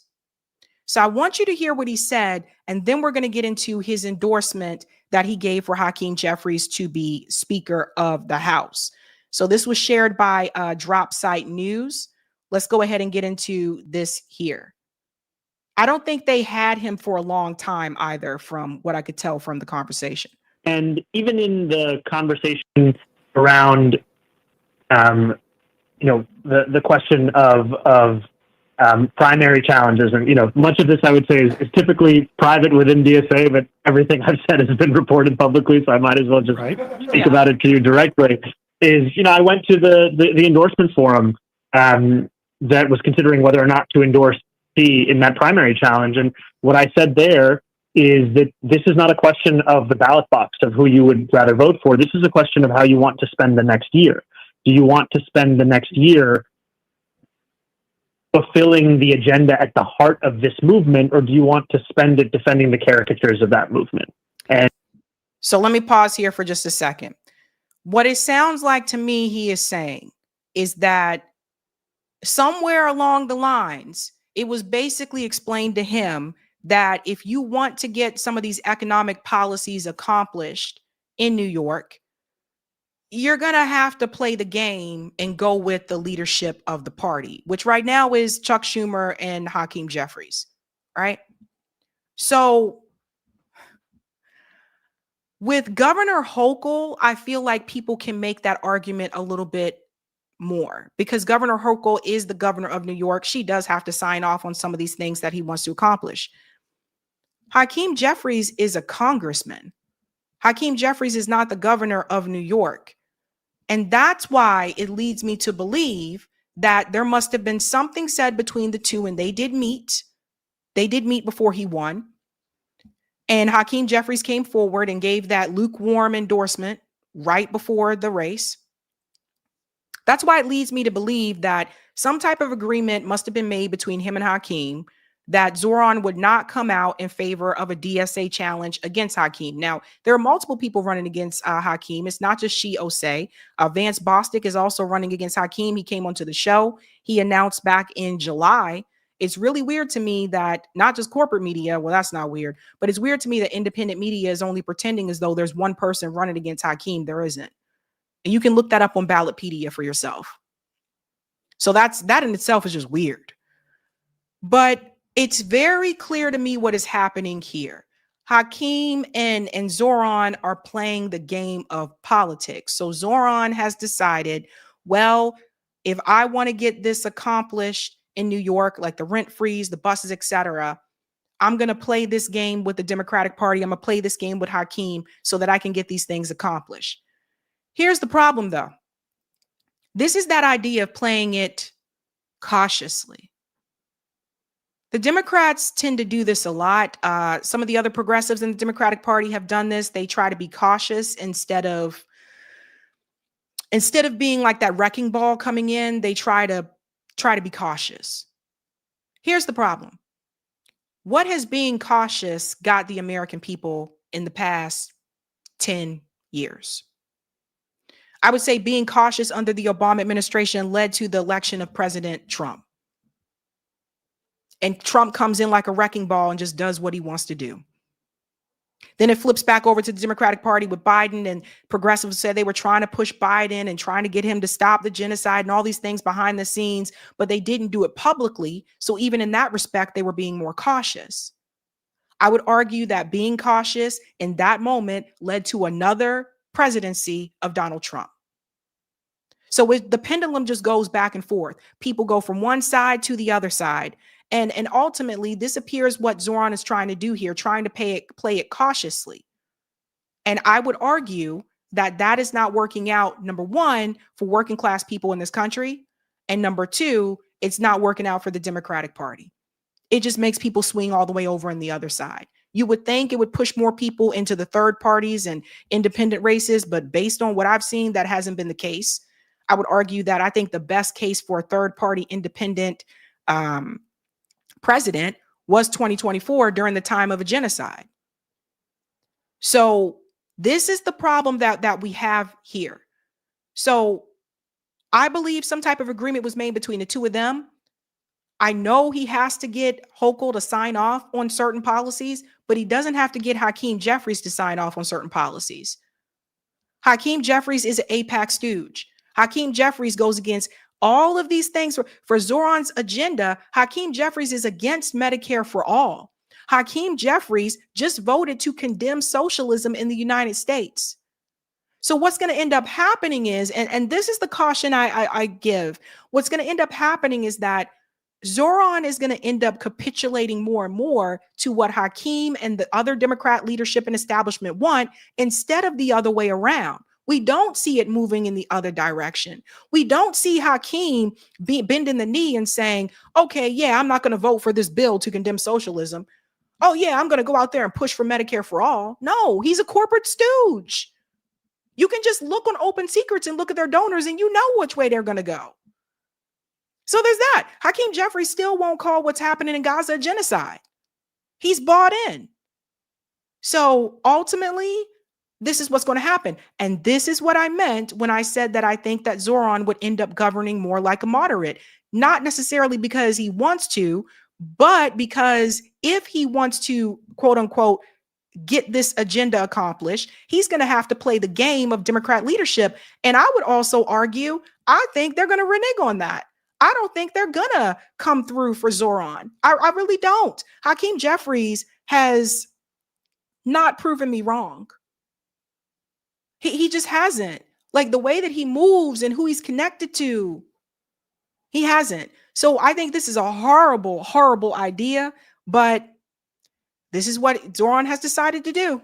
And the decision that I made and the one that I shared with other members that night as they were considering how to participate in that democratic process is to maximize every chance we have to fulfill the promises we made door after door, call after call, with many New Yorkers who had otherwise lost faith in politics years ago, so that we can tell them that success isn't just measured in the election we've already had, but also in our fulfillment of the agenda at the heart of that election. Well, and yes. I think that this... Oh, sorry. So, go on. Well, I don't know. And I was just going to say that I don't ever presume that everyone will come to the same conclusion as me. I don't think that dissent or critique is something that I'm above in sharing these decisions.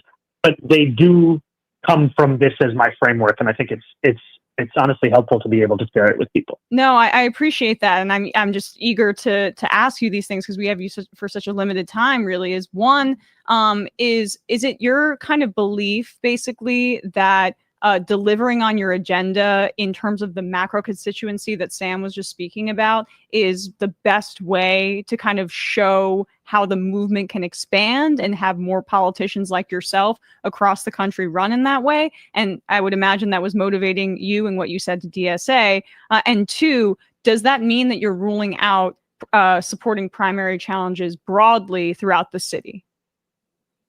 No, that I've made no sweeping decision on something at like a larger level as that.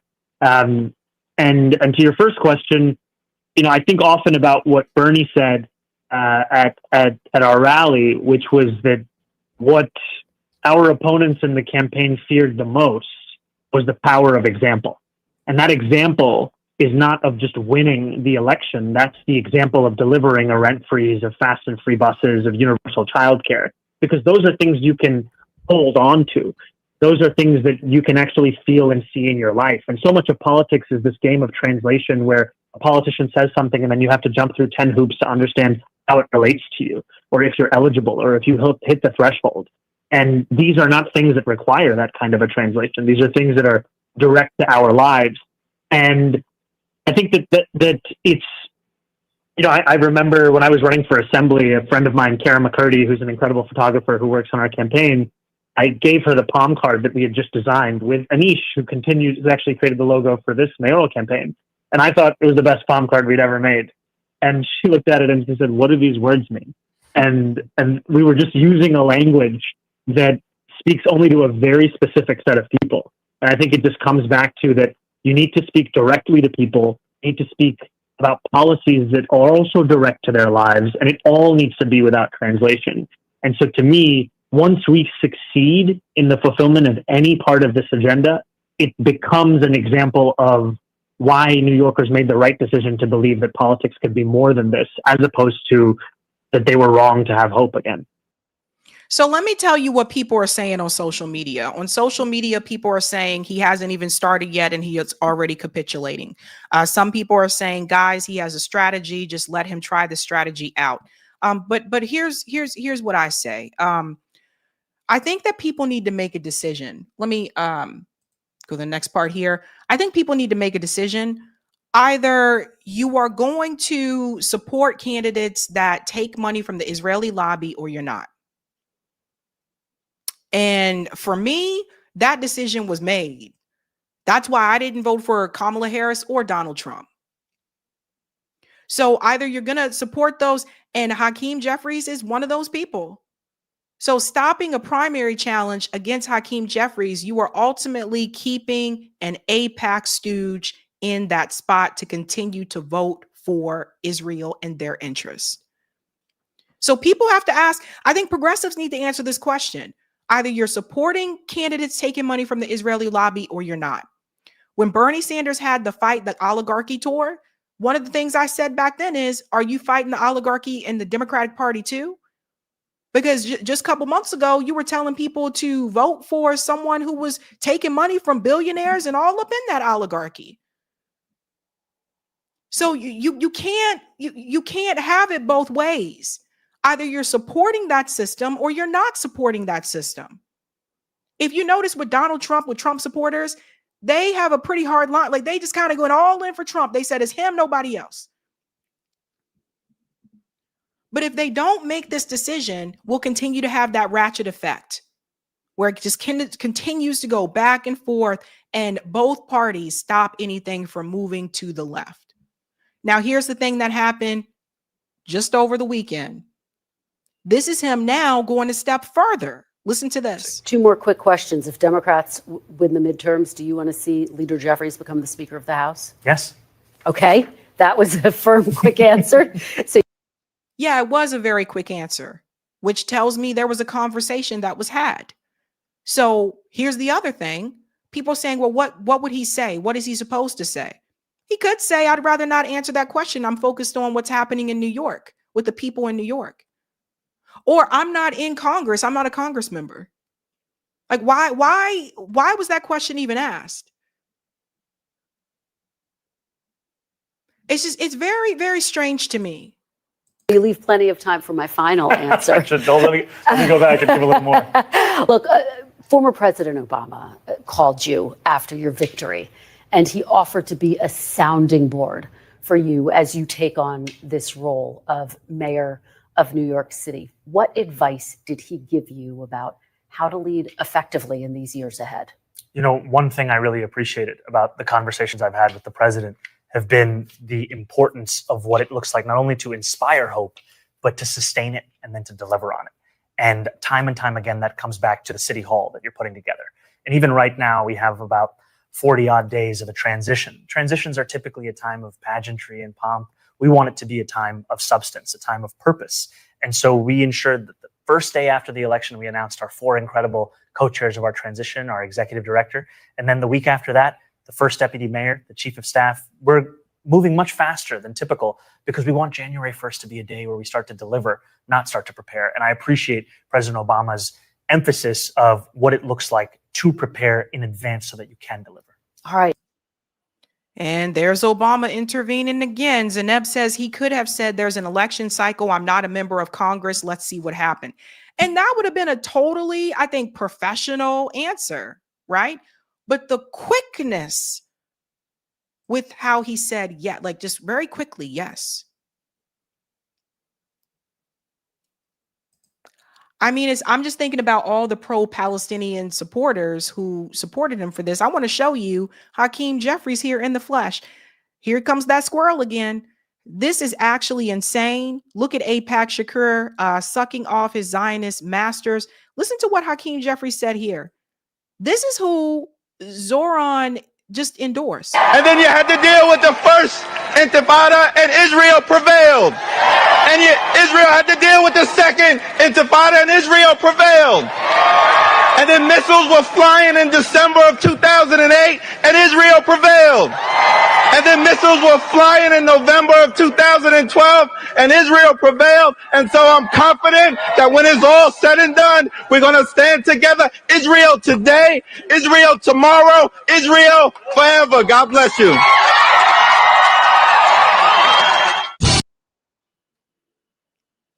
That's who Zohran endorsed. That's who Hakeem Jeffries is. He's a stooge. People keep pointing fingers at Richie Torres, and rightfully so. We've talked about him a lot on this show, and he has multiple people running against him. But for whatever reason, people seem to be a little too hesitant about pointing their fingers at Hakeem Jeffries. And I guess maybe it's because he's, the minority leader in the House. I don't know. But he's just as bad. Just as bad. I want to show you what had happened before. Z Squirrel again. You endorsed AIPAC Shakur after calling him a genocidal Zionist, and you didn't even hesitate for a moment after he refused to endorse you until the last day with a fake endorsement. City Hall isn't changing at all. You're a liar. Z Squirrel is sharing this tweet here from Zohran Mandami, which is from 2022, after at least 2,251 Palestinians were killed over the course of July 2014, Hakeem Jeffries got on stage at a rally in New York City and paraphrased George Wallace: Israel today, Israel tomorrow, Israel forever. If Jeffries is considered a progressive, the term has lost all meaning. And see, this is what people point back to. A lot of these politicians, they talk a good game, like they act like they're going to be a big fighter before they win. But then once they win, they end up working along with the establishment. We saw this happen with AOC in her career. So it's just, and then there's other things that could be coming from this. It could be that AOC is going to run for Chuck Schumer's seat. And maybe that has a hand in this as well. I would also, and this is the thing, people slip on local politics, because here's the thing. Would AOC accomplish more as a senator in Chuck Schumer's spot, or would she accomplish more as the governor of New York? Because if AOC was the governor of New York, Zohran would have no problem getting his agenda passed. I feel like that's what a big part of this is. AOC is probably going to run for Chuck Schumer's seat, and she's going to need the support of Hakeem Jeffries. And so Zohran might be in on this too, where they got to keep Hakeem there. If they come and support him, then he will support her efforts later on. And that's what all of this could be about. Politics is one big game. Now, one announcement that he made, this is actually a really good pick. It seems like Zohran's administration is becoming a mixed bag. He did announce a number of people that are going to be a part of that transition team. One of them is Alex Vitale. He said, I'm excited to announce that I have been asked to join the Mamdani transition team to work on community safety issues, a new era for New York City. If you guys don't know who this guy is, he came onto RBN a couple of times. Alex Vitale, he's the author of The End of Policing, professor of sociology at Brooklyn College and CUNY, GC, and the coordinator of Policing J. He's a police abolitionist. So it seems like Zohran is mixing things up because he's keeping Commissioner Tisch, but now he's bringing on board Alex Vitale, who's the exact opposite of Commissioner Tisch. So from what I've been gathering, a mixed bag. There's some people he's keeping from that were Cuomo's people, and then there are some people that he's bringing in that are more on the progressive side, like Lena Khan and Alex Vitale. So it seems like it's a mixed bag. This is why I say, you guys, I still stand by that. I think he's going to govern more like a moderate because of the game of politics within these parties and what would be in it for him, a political career. I mean, Zohran may not want to be mayor forever. Maybe he has, ambitions to run for Congress. Maybe he has ambitions to, well, I don't think he can run for president, but maybe he has ambitions to run for Congress, whether it's for the House or for the Senate. You never know. Maybe he has ambitions to run for governor at some point. We really don't know. People don't tell you everything. There are conversations behind closed doors, and some of those things they keep to themselves.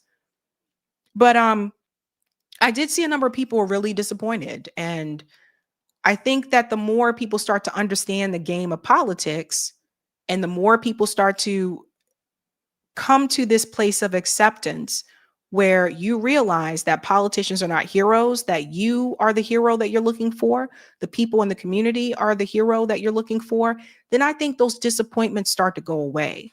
But when you put all of your hope and faith in a politician, yeah, there's going to be a lot of disappointments. Let's go to some of the comments here, ladies and gents. All right. Thank you, May Joe. Cocoa Pops used to taste amazing. Oh, man, I haven't had that in a long time. Thank you, The Traveler. I follow an account named Tony Fine, and I follow her because I think she's funny. But she said, SMTH, about Americans eating nearly 4K calories a day versus 2K calories a day. No wonder we're sick all the time. People eat 4,000 calories a day. So I count calories. So I guess I don't know how many calories I was eating before I didn't count calories. Interesting. Justice says, once you are part of the club, you always have to serve the interests and demands of the club, or you will be forcefully smeared and removed from the club. There you go. Thank you, Ira. When America came out of slavery, we were the most innovative. Majority of the inventors were former slaves to hidden figures. If we don't return to that business model, America will fail. Yeah. Thank you, Roger. Stop running as a GD Democrat. They are sabotaging you.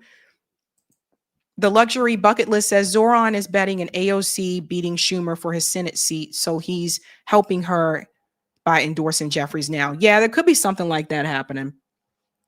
And thank you, Trash Panda. Mamdani already bent the knee. Shout out to Trash Panda, who's been a member for 2 months. And thank you, New York Varsity. Sabby, Mamdani did not have money for his transition team. He has money now, and we know where he got it from. Strategic and sad. Damn. Let's go to the comment on Rockfin, and we'll go to the next story. All right, Roger, thank you for the tip on Rockfin. I describe reparations as a sophisticated lawsuit. Now imagine telling someone who was about to launch a lawsuit for damages, screwing them out of their wealth and lost wages and income, that they did not earn what is that they are suing for. Did Holocaust survivors earn you securing reparations for them? I think of Shama Sawant when you say they're willing to fight for all these other groups, but us head for the door. What makes you think they already haven't found a cure for cancer? decades ago. Let's start supporting family farms, local grocers, as well as agricultural cooperatives. Decommodify produce and crops. Red number 4, yellow number 5, blue number 1 are petrochemicals. And thank you for this one. When women starting in the 70s were forced into the workplace because wages stayed stagnant and cost of living started to go up, and you couldn't make it by on dad's salary. She wasn't at home to make those slow home cooked meals. Enter the 80s, the microwave generation, ready to go meals, you pop in the microwave. That's a good point. Good point. Oh my God, the frizziness is driving me crazy. Anywho, let's move on to the next story, ladies and gents. Again, the theme is what's in it for them. What's in it for Mike Huckabee? What's in it for this guy? Mike Huckabee seems to be on a mission to convince Christians that they have to support Israel, that is what their duty is. Meanwhile, he has been meeting with an Israeli spy. Like, the disgust, right? It's so shameful, so shameful. But here he is, Mike Huckabee. Like I said, they're on a mission because they know that support has changed for Israel on the right. Here is Mike Huckabee here, who just met with an Israeli spy who was convicted of giving classified U.S. intelligence to Israel. Now he's saying Christians have a moral debt that is owed. Listen to this, guys. I get asked all the time because I'm a Christian, and they say, well, why are you so supportive of the Jewish people? I said, you can be Jewish. You don't have to have anything to do with Christians, but you can't be a Christian and not understand that your entire faith is built on the foundation of Judaism. So for Christians, we look at this as an obligation, a moral debt that we must repay. And therefore, I don't understand anyone who says, I'm a Christian, but I don't really want to support the Jews. Well, how can you do that? But it is not the view of those of us who are what I would call biblical believers that accept that what the scripture says about the Jewish people. In Genesis 12, those who bless Israel will be blessed. Those who curse Israel will be cursed. It gets pretty simple. I say there's a miracle every day in this country.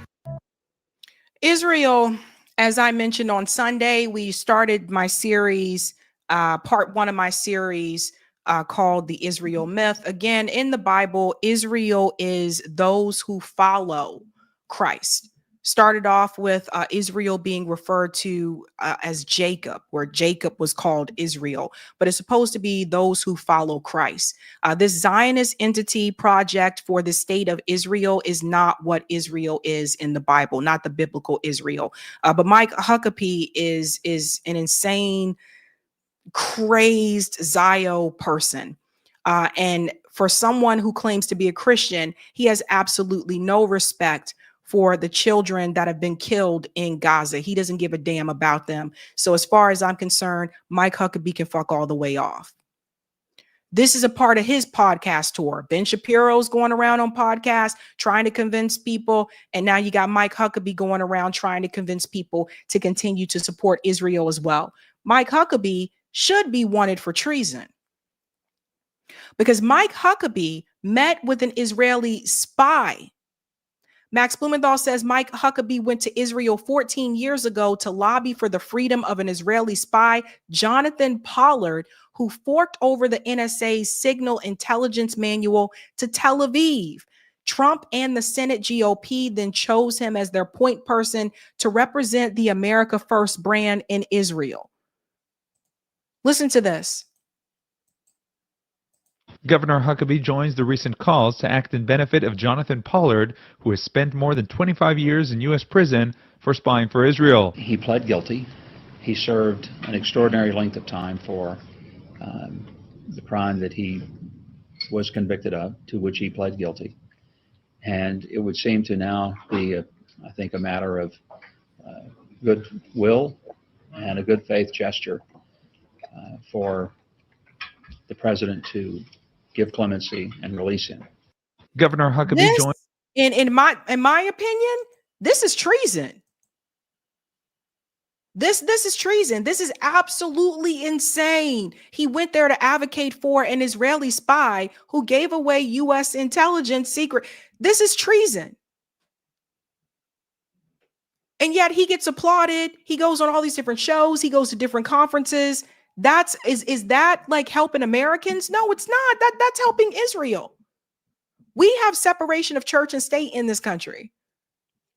So this whole idea that our foreign policy has to fit the state of Israel because of biblical purposes, which I've already proven on this show is incorrect information, but this idea that you have to support it because of biblical purposes, it doesn't even fit with what the U.S. is, because we have a separation of church and state. There are people that live in this country that are of many religions. There are people in this country that don't support any religion. But Mike Huckabee is out there. He was advocating for this guy. And I want you to hear what Jonathan Pollard said. Again, Max Blumenthal said he was an Israeli spy who gave massive troves of U.S. intel secrets to Tel Aviv. How is this okay? Admit this. We are now feeding our enemy. I mean, this has never happened in history before. And you have to ask why. And I don't want to hear this business that it's consistent with Jewish morality. It isn't. Anybody saying that doesn't know anything about Jewish morality at all. Oh, let me bring you back to October 1973, during the Yom Kippur War, when Henry Kissinger instituted an arms embargo against us. And what happened? What happened was an A-4 Skyhawk was parked at Tel North Air Base with some interesting weapons under its wings. And we told the Americans, take your eye in the sky and take a good look at the airplane that's on that runway. And the next day, the airlift started to Israel, the arms air. So in other words, we threatened their... We threatened to use unconventional weapons. I'll leave it at that. This is who Mike Huckabee was talking to. This guy who was an Israeli spy. He's telling you they threatened to use weapons against the United States. Does that sound like an ally to you? All Israel is a settler colonial project. That's all this is. This is not about religion. Israel is a secular state. It's a settler colonial project that is supported by the U.S. And without the U.S., they couldn't do what they're doing. And they threatened us. Does that sound like an ally? Do your allies, do your friends threaten you?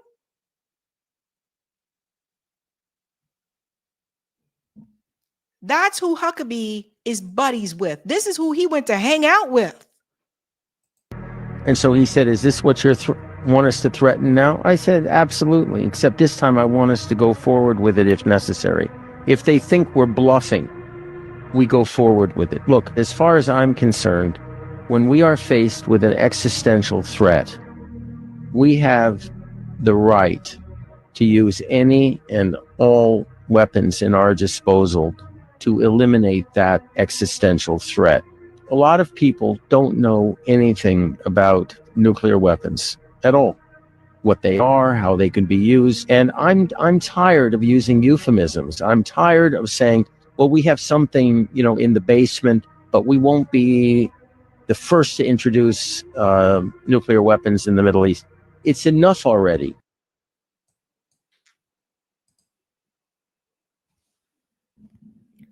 Yeah, that's definitely not an ally. And visiting that guy should be considered treason. This is how corrupt our government is. And this is why I ask this question again. People need to decide, are you going to support politicians that take money from the Israeli lobby or no? Every time people vote along, which Hakeem Jeffries has voted for these legislations that support Israel, this is what you're supporting.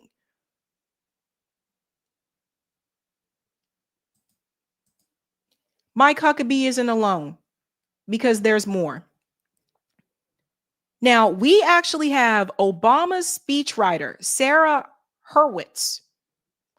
I want you to hear what Sarah Hurwitz said. This woman has lost her damn mind. So you can see the Israel thing is bipartisan. Sarah Hurwitz, listen to what she said about the Gaza. Listen to this. October 7th happens, and I'm texting with them. I'm like, do you still want me to come? Like, what should I do? And we decided the tour would go on. And so it wasn't a response to October 7th. It was really planned beforehand, but it became a response to October 7th. And it was I mean, I came straight from like 1997 to 2023 Right. and the shock that I felt. I mean, on so many, we're very distracted by these big encampments and protests, which are terrible, of course. But I'm much more worried about the pervasive systemic atmosphere on these campuses, like the air kids breathe. Yeah. In a lot of campuses, Israel is in the same moral bucket as the KKK and the Nazis, right? So if I said to you, Jonah, look, I'm a Nazi, sure, but I'm a liberal Nazi. That's insane, right? Or, oh, I'm in the KKK, but I don't hate minorities. Like, that's monstrous. Like, come on, we're not going to have a conversation about that. And that's what I think a lot of students on campus hear when a Jewish student says, well, look, I'm a Zionist, I'm a liberal Zionist. I care about Palestinian rights. It's like Israel is now so evil, so untouchable that there's no point of contact you can have with it, just like there's no point of contact you can have with the KKK or Nazis. And let me pause here for a second. So first of all, her argument doesn't make any damn sense. Systemic means systems. What system in the universities, how does the university system benefit or support the logic that she just laid out? It doesn't. If anything, the system, the university systems, which I worked in for over a decade, the university systems operates in such a way to fight for and to, I would say, prioritize Jewish Americans. So what the hell is she talking about?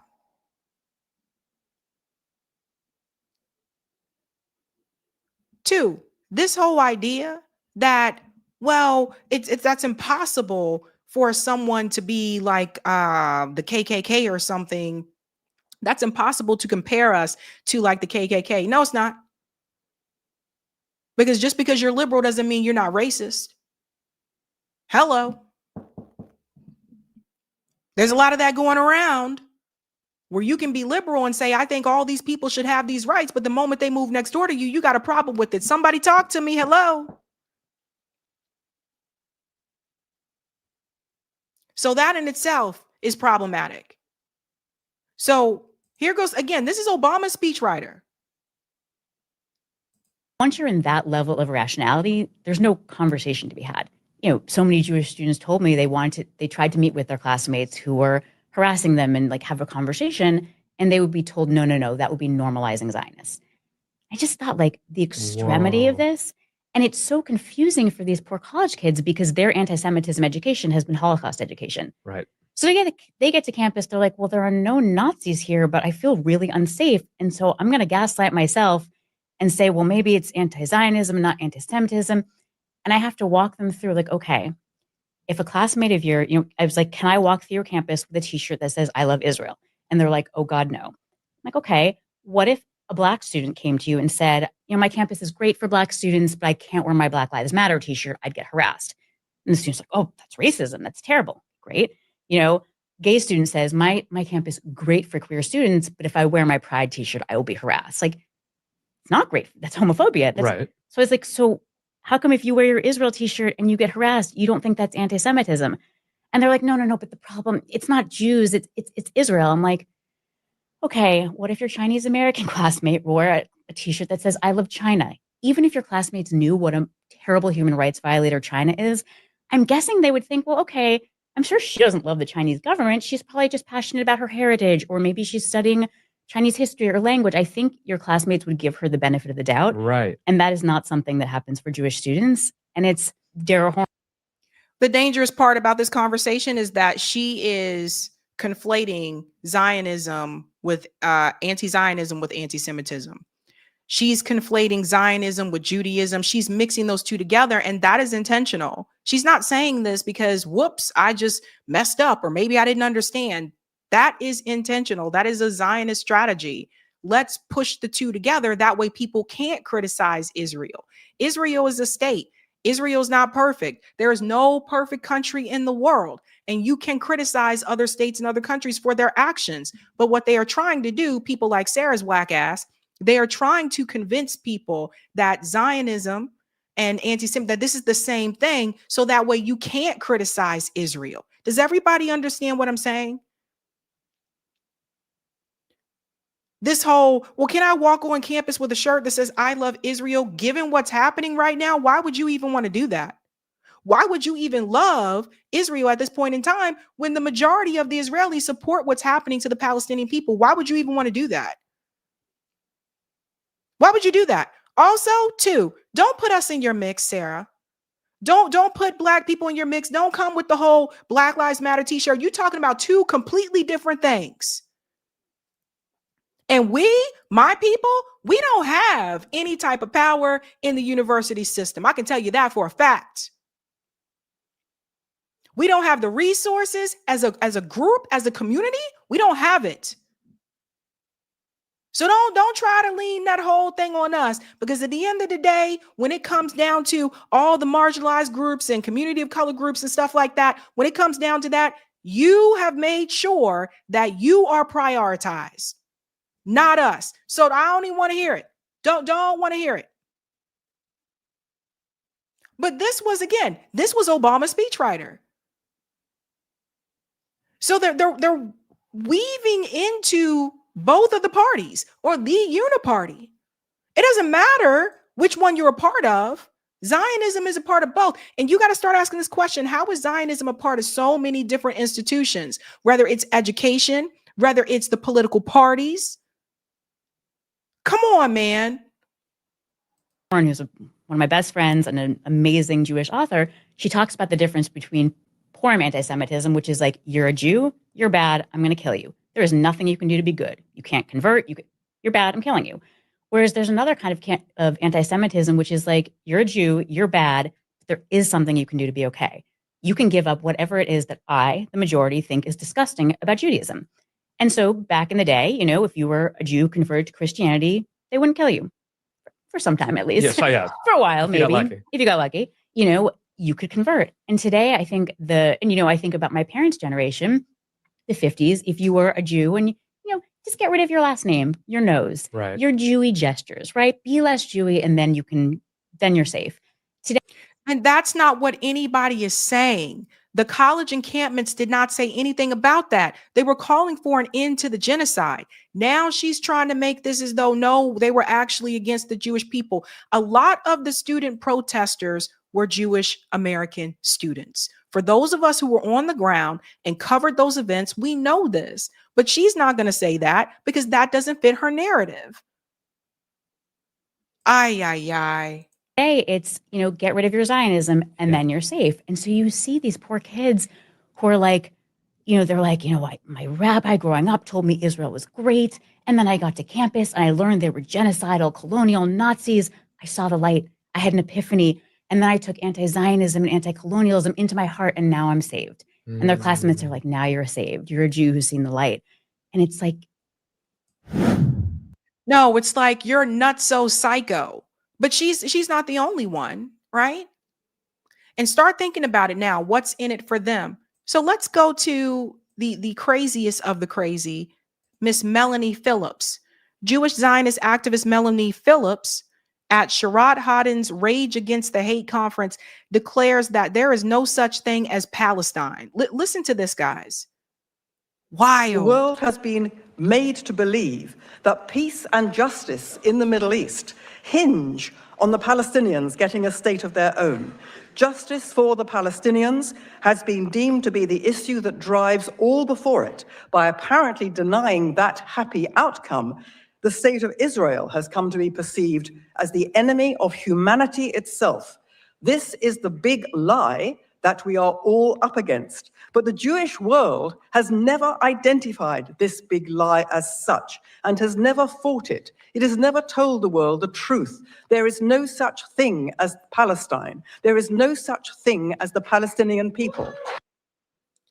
And now we get to the point where they are really trying to just erase the people from existence altogether.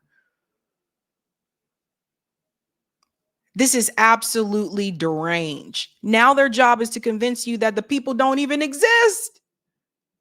There's no such thing. Just, as if Israel was created when? 1947, 1948, 47? So what was the land before then, Melanie? It's absolutely baffling Baffling to me.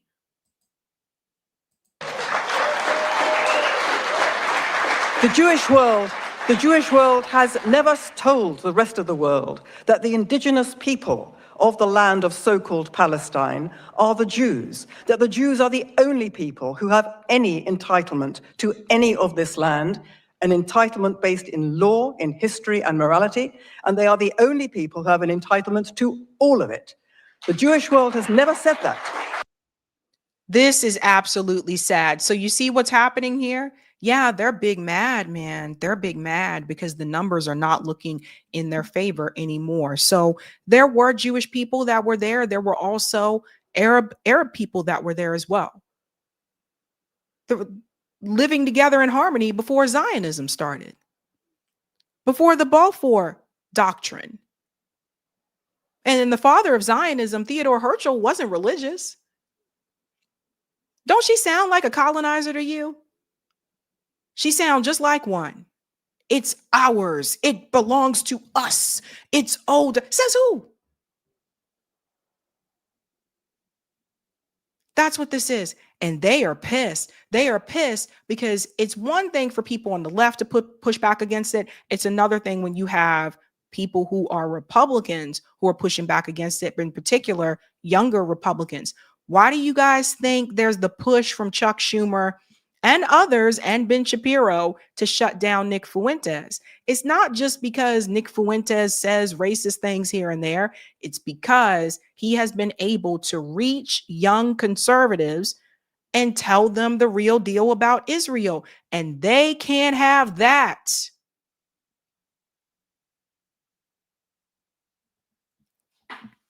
What's in it for them? What's in it for them? The Greater Israel Project, while they continue to kill more Palestinians, Lebanese, Syrians, so they can expand their project. And then that connects the U.S. too, because the U.S. wants to be a part of the Greater Israel Project for economic reasons. This is about business. This is about trade. This is about resources along that Gaza Strip. They decided about this a long time ago.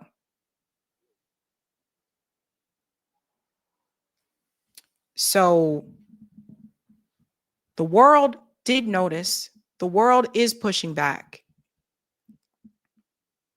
And I don't see Israel ever coming back from this. I just don't. People have seen a lot.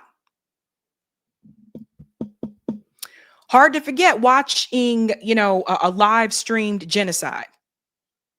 I don't think most people are going to forget that. Let's go to some of the comments here. Eric, we can go to part 3 for a tight VNC. If you guys haven't had a chance to do so, please smash the like button. Thank you. If you're new, don't forget to like, sub, and share, just like a Care Bear. And we are moving on to the comments here, and then we're going to go to our final story, ladies and gents. So let's dive in here. Shout out to MTN. We need transparency of technocracy. Technocracy, sorry. Algorithms, my ass. To avoid continued complicit corruption of corporations and rigged elections, consider term limits and ranked voting and multiple voting options. Based. Okay, Corey, I'll go to that in a second. Thank you, Sherelle. Roger Meadows has a point. Sad truth. Jewish people weren't given reparations solely out of kindness. It was one way to support the Zionist agenda. Thank you, Sherelle. There is a Western goal to push Christianity into other countries through charities like Open Door US. It works in tandem with Zionism and targets mostly African countries, but also North Korea. Professor Zinka says Sarah Hurwitz has no idea what's happening on college campuses. Thank you, MTN. Meme, mask off the predatory bankers disguised as an old farmer saying, I've gotten away with it.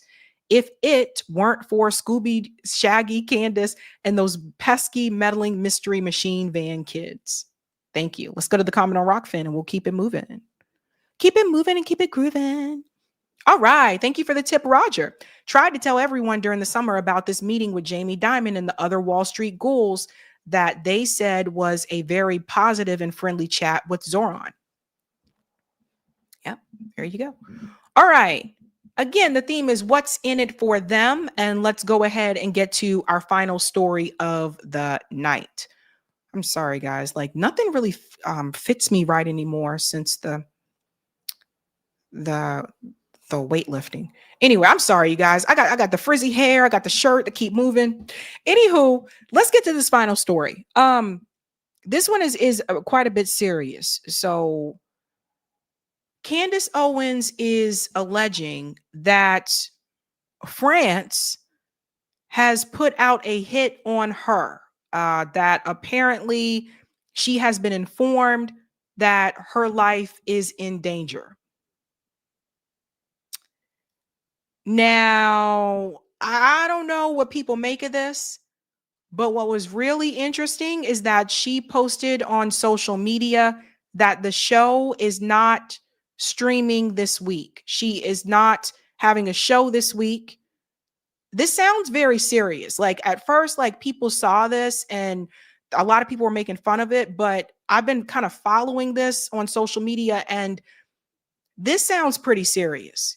So I just want to go ahead and say that for people who may have doubts. So let's start from the beginning. It was just a couple of days ago. She went back into President Macron's situation. You guys know the Macrons filed a lawsuit against Candace Owens. She put together this timeline of when things started to take a turn. So let's look at that timeline and then let's get to these accusations that she is making more recently. When I began to create a timeline of when my life took a very different turn, it is because I began prodding the narrative on Israel at the exact same time that I began looking into the Brigitte Macron story. That was in March of 2024. It was on March 13th, 2024, that I did the very first ever episode on Brigitte Macron, right? And then, wham, I am fired within 10 days. It's a pretty quick turnaround. Charlie, of course, was a staunch defender of mine. Immediately when I got fired publicly and privately, he held my back, and then suddenly donors start to squeeze him and tell him that I can no longer hit the stage at Turning Point's AmFest. They want me gone from the Turning Point roster, right? I bring my new independent show back in June. And the timeline, actually, when I start to put these things together, is interesting. So we're going to bring that up here because I like timelines. It makes things neat, right? So we are in 2024, right? March 13th, I do that first episode regarding Brigitte Macron. March 19th, just 6 days later, I'm fired from a Daily Wire. I thought it was 10. It's actually 6 days later I get fired from a Daily Wire. Then pause. So this is something I was not aware. I didn't put this timeline together. When she was fired from the Daily Wire, we all know that was after her criticisms against Israel because she started doing that on the Daily Wire before she was fired. And I thought that she was fired for that reason and that reason only, because Ben Shapiro was like, no, you can't talk about Israel this way. There was a rabbi that came on the Daily Wire that she, interviewed and went back and forth with. And then she was kind of gone. But I didn't put the connection here with the Macron story as well. So now this makes a little bit more sense that March 19th, she was fired from the Daily Wire. And March 13th, 6 days before that, was the first episode about Brigitte Macron. in mid-November, I begin communicating with Xavier Poussard regarding the potential to interview him during an upcoming trip to London. Xavier Poussard is the person who wrote the Becoming Brigitte book. He has never been sued for defamation. And I was only going to interview him one time because he had never been on camera. I thought that would be a great get. And I still believe that Brigitte Macron was born a man named Jean-Michel Trogneau. Suddenly, on December 3rd, before I interview him, I receive the first ever cease and desist letter from Brigitte Macron and her lawyers. And the funny thing is, I didn't receive it. They sent it to a really strange inbox that was not monitored, right? This is on December 3rd. You can see, please see attached the time-sensitive legal correspondence sent on behalf of our clients, President Emmanuel Macron and Brigitte Macron. We urge you to provide this correspondence to legal counsel promptly. They sent it to the Club Candace info. I was totally a random box sent it to, so we didn't get it. We go back to our timeline, that's December 3rd. And 7 days later is when it's announced that Satis, that's when it's publicly announced that Satis, that French company, has inked a deal in Wilmington, Delaware for a hangar. Okay. They're suddenly. So let's pause here about the inbox. She says that they sent that cease and desist letter to an inbox. Apparently that wasn't active. It could have been an older one or something like that. You would have thought that they would have sent an email response system. Like there's an example where you can send something to somebody and it's set up in such a way in the email so that you would get a notification if they opened it or not. And I would assume with something like a cease and desist, they would have had that in place, but it sounds like they may not have. Let's go on a little bit more here. A French company, the CEO who knows Emmanuel Macron, we've confirmed that, decides they're going to sign a 2-year lease for an airport hangar to do what? To paint planes. I'm not kidding. Elsewhere in that article, it tells us that it's a French multinational company that specializes in the painting of aircrafts, and they plan to open for business in a hangar not far from Wilmington Airport come the new year. So in 2025, this is going to be their hangar. Okay, interesting. Back to our timeline. That is publicly announced on December 10th. And then on December 18th, Tom Clare sent another follow-up email regarding the cease and desist. And again, I don't receive it because he's sending it to this random box.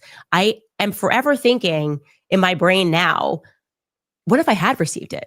I would have been spooked. I would have thought that they were monitoring communications between me and Xavier Poussard, the obvious answer, because I hadn't been speaking about Brigitte Macron on my podcast.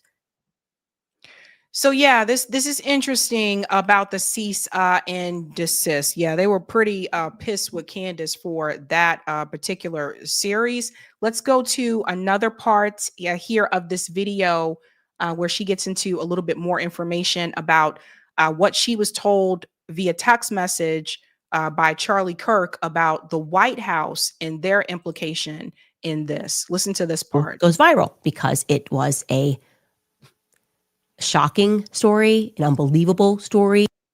Oh, sorry. First episode of Becoming Brigitte. Brigitte season 1 airs. And obviously this show goes viral because it was a shocking story, an unbelievable story. People worldwide are going, what the heck is going on? It's not what the press told us. It really kind of, it shocks your core that the press could be in on telling a lie this big. And then on February 17th, we premiere my sit down with Xavier Poussard. Okay. Jumping back into this timeline, that's on the 17th that email comes, that we premiere that sit down interview with Xavier Poussard. And a couple of days later, on February 24th, Charlie Kirk reaches out and he tells me that the White House is asking me to stop speaking about Brigitte. And he tells me that it is related to the peace deal in Ukraine. That is ostensibly the reason on this same day, February 24th, that's how quickly the phone call happened. This is the day that Donald Trump meets with Emmanuel Macron. Do we have that, by the way, the text message between me and Charlie? Here we go. Pause here for a second. So I didn't realize that either, that according to her, that Donald Trump told her basically stop what you're doing. Stop talking about Brigitte. Stop talking about the Macrons. Kind of weird, right? Like for a podcaster, for the president to contact a podcaster and say, stop talking about this person. Well, I feel like we live in a cartoon where like I never thought like the president of the United States would even be interested in what like a podcaster is saying. But she said that he told her to stop talking about it. That's important when we get to the statement that she just made recently. So here are the text messages. Yeah, this is February 24th. I'm showing you guys this now. Hey, I have something to tell you from the White House. They asked me to call you. I'm just the messenger here, but it's important. I say, okay, I'm around, call me. Then we have the phone call. And then I was like upset about the phone call because I was pregnant. And then I felt bad and I was like, okay, let me think about it because I don't want people in Russia to be killed because I won't stop speaking about Brigitte if the Ukraine peace deal was at the center of this. And he says, okay. And then I tried to say I will circle back tomorrow, or maybe I said tonight, call if you want to chat at all. And we did. We chatted. The next day, you can see he starts with the White House just asked for your number, FYI. I think POTUS might call you. And that is not what happened. On February 25th, actually, Sergio Gore called me and asked me to stop speaking about Brigitte. And it felt more like an order than a request. And I did not respond in kind to that. February 26th, President Donald Trump calls me and asks me to stop speaking about Brigitte. Now, Charlie's in the middle of this. Communications are happening between me and Charlie about Brigitte, okay? So she was told twice, and she was told by two different people, Sergio and Donald Trump. On July 1st, and by the way, the series was over, and I said I'll agree to be quiet about this for a while because it's no longer relevant, and I don't want like Christian men to be slaughtered in Ukraine because I'm not keeping my mouth shut. Now, on July 1st, Macron sends another legal threat. On July 18th, this is where things get really interesting. Charlie Kirk hosts Tucker Carlson at SAS. This brings in the Tucker element, right? He tells Tucker to go max, call out Israel, Jeffrey Epstein, just go max. And guess what? Tucker really did go max. I want to actually play for you this clip of what Tucker said on stage. Take a listen. The unfairness of it drives you crazy. And it's particularly galling in the case of Jeffrey Epstein and the whole constellation of people around Jeffrey Epstein, all of whom seem to be getting away with scams. And how do you know they're getting away with scams? I'll tell you how, because they're useless and they're rich. So how do you come to a place where some of the least impressive, most useless people who have no actual skills become billionaires? How's that legitimate? And by the way, if you ask this question, at least in Washington, it's like, oh, well, yeah, it sounds like you're a socialist. Sounds like socialism. Yeah, okay, I'm a socialist now. All right. I was a Qatari agent or a bigot. Now I'm a socialist. All right. Leaving aside my committed socialism, can you answer the question?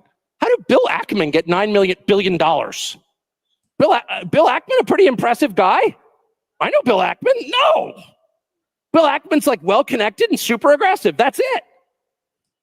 His father had money also. He grew up with money. And then also people become billionaires because they get other people to do the hard work for them. They exploit labor. That's how they become billionaires. That's pretty much how it works. And I think, well-connected, super aggressive people deserve a fair living like everybody else. But if you're accruing $9 million just because you're willing to do anything, I don't know why we have to pretend that's good. How did Epstein get 4 Gulf Streams? How did he get an island, a massive ranch in New Mexico, the biggest house in New York? Like, what is that? Like, at some point, the basic economics really matter. And they matter because not that it's bad that rich people are getting richer, it's bad that everyone else is getting poorer. And it's especially bad that young people can't afford homes. So Tucker is getting to the heart is that we don't live in a meritocracy, right? You have people who, because of their bloodlines, are just being handed things, right? Bari Weiss is a perfect example of that. Nobody knows why she is an executive at CBS. She has no objective talent. I will guarantee you everyone around her is smarter than her. And yet CBS picked Bari Weiss. She's a Zionist. She had that going for her. That's what helped her out. So this video here was streamed 4 days ago. And so she went back into talking a little bit here about the Macrons and the Charlie connection, also with Donald Trump. Now, why is that important? I wanted to show you that because of the statement that she just made recently about this threat on her life. Urgent. 2 days ago, I was contacted by a high-ranking employee of the French government. After determining this person's position and proximity to the French couple, I have deemed the information they gave me to be credible enough to share publicly in the event that something happens. In short, this person claims that the Macrons have executed upon and paid for my assassination. This is a big claim. Let me highlight this. This is a big claim, you guys. So she is saying that this person claims that the Macrons have executed upon and paid for her assassination. Now, a lot of people saw this and they're like, this girl is crazy. She's losing her mind, blah, blah, blah. She has not had a show because, like I said, we'll get to that in a second. She said there's not going to be a show this week. So people are like, okay, where are the receipts? Like, prove it, But every time people have said that, she's come forward with receipts. But this is a serious, serious accusation. So listen to this as well. Yes, you read that correctly. More specifically, that the green light was given to a small team in National Gendarmerie Intervention Group. I am told there is one Israeli that is on the assassination squad and the plans were formalized. Again, this person provided concrete proof that they are well placed within the French government apparatus. Further to this point, this person claims that Charlie Kirk's assassin trained with the French Legion 13th Brigade with multi-state involvement. So now she is linking Charlie Kirk's death also to French assassins. That's why I wanted to show you the video of what she said more recently about the Macron thing and going through the timeline. Like, we already know the Macrons have sued her. They're not happy with her about this. This is a wild, wild claim. So all I would say is I sincerely hope she comes forward with receipts, because right now people are saying she's crazy, because this is a serious claim though. Let's go on here. Journalist Xavier Possard's life is also at risk. So she's naming another person who she said is at risk. This is deadly serious. The head of state of France apparently wants us both dead and has authorized professional units to carry this out. I ask that every person retweet and share this. I do not know who in the American government can be trusted, since this source claims our leaders are aware. But I have more specific information, which is definitely verifiable, should they care to reach out to me. To the brave official in France who did this because they were so moved by the evil of Charlie's public execution to risk their own life, may God bless you truly. Now, I 100% hope, and I say this, I hope that this information that was allegedly sent to her is not someone is not a joke. You know what I'm saying? I hope it's not someone just, oh, let's see if she falls for this. I sincerely hope it's not that. Because this is serious. Like, that's not a game to play around people's lives. Candace has kids. Let's get to the other part here. Here's another one. I am told that payments for assassinations are running through the Club des Cent in France. I probably pronounced that horribly. I don't know French well. This means there is a paper trail, and I encourage the patriots of France to do what you can to uncover it. I would again like to stress that there was a French female assassin, but also a male Israeli assassin that were selected to kill me. These are joint state operations. If this is true, this is very scary.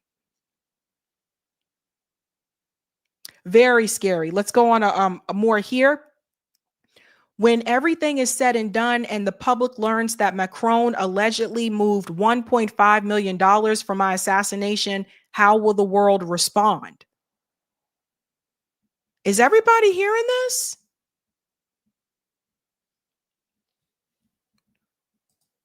I have informed people in the federal government and the White House of the France and Israeli assassination plot, and am willing to provide full details as well as the name of the assassins and international accounts in France and Canada through which money was exchanged. Beyond that, I have shared more information with the public regarding Brigitte's story I was investigating at the time of Charlie's assassination. This is all available on my Instagram stories. Thank you all for reaching out and praying for my family. Whew. So the question is, do you guys believe this to be true, or do you think this is just a reach? So ask yourself this question: what's in it for them? what would she gain from this by lying, right? Like she already has it's already said she has the #1 podcast in the world. So we can't say she's doing this because she wants to become the #1 podcast in the world. She's already got that. I wouldn't say she would do this for money. I mean, this is a big leap to try to do that for money. So if you can think of another reason, let me know. Arcane said she would gain nothing. Yeah, I just can't think of what she would gain from lying about that. So here's something I want to show you. Mia, she said, what Candace just revealed is a full-scale 9/11 level emergency for her personal safety. This is a full-blown assassination threat, and anyone with a beating heart should understand she needs maximum protection and prayers immediately. Here's the life-altering deadly pattern everyone must see. On September 10th, 2024, in New Jersey District Court, case number 225, the DOJ documented Hakeem Braverman's violent threat to kill Candace and her family, an official time-stamped warning preserved in federal filings. Exactly 1 year later, September 10, 2025, Charlie Kirk was assassinated. 365 days exactly. Same exact date, 1 year apart. So I wanted to look this up for myself. And I want to show you this. So the claim about Hakeem Braverman, Morris Plains man admits to death threats against political commentator. This was published May 22nd, 2025. So this year, just a brief synopsis here. It says Hakeem Braverman, who's 47, of Morris Plains, admitted to making death threats against political commentator, authorities said on May 6th. Right-wing media personality Candace Owens has said that she was the target of Braverman's threat. So according to this article here, it says that he admitted to it. Earlier this month, Braverman pled guilty before the U.S. District Court Judge Evelyn Podden to transmitting threats in interstate commerce. In September 2024, Braverman, enraged by remarks the commentator had made about prominent now deceased rabbi whom he admired, made numerous threats against her, according to U.S. Attorney Alina Habba. So that is correct. So I looked this up for myself just to see if that was true. And I want to show you something else about France. So this was interesting. Hit squad of French secret agents hired for contract killings. By the way, I just Googled this. You can Google it. It's there. This was Thursday, February 4th of 2021. So this is a thing where France does have hit squads. I wanted to check this for myself. And I'll make it bigger. I'm sorry. There you go. So you can see it here. 4 French intelligence agents have been arrested on suspicion of being in a hit squad hired for contract killings. The agents, 3 from Direction General de la Sécurité Extérieure, DGSE, the French MI6, and the 4th retired from DGSI, the French MI5, have been charged with attempted murder over a plot to kill a respected businesswoman. So this is a thing. And here's another one. Even The Guardian covered this. See, look at this.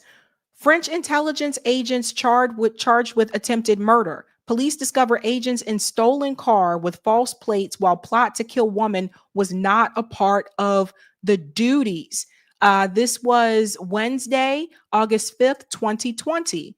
Preliminary attempted murder charges have been filed against 2 agents from France Foreign Intelligence Agency over an alleged plan to kill a 54-year-old woman last month in the Créteil suburb of Paris, the city prosecutor's office had said.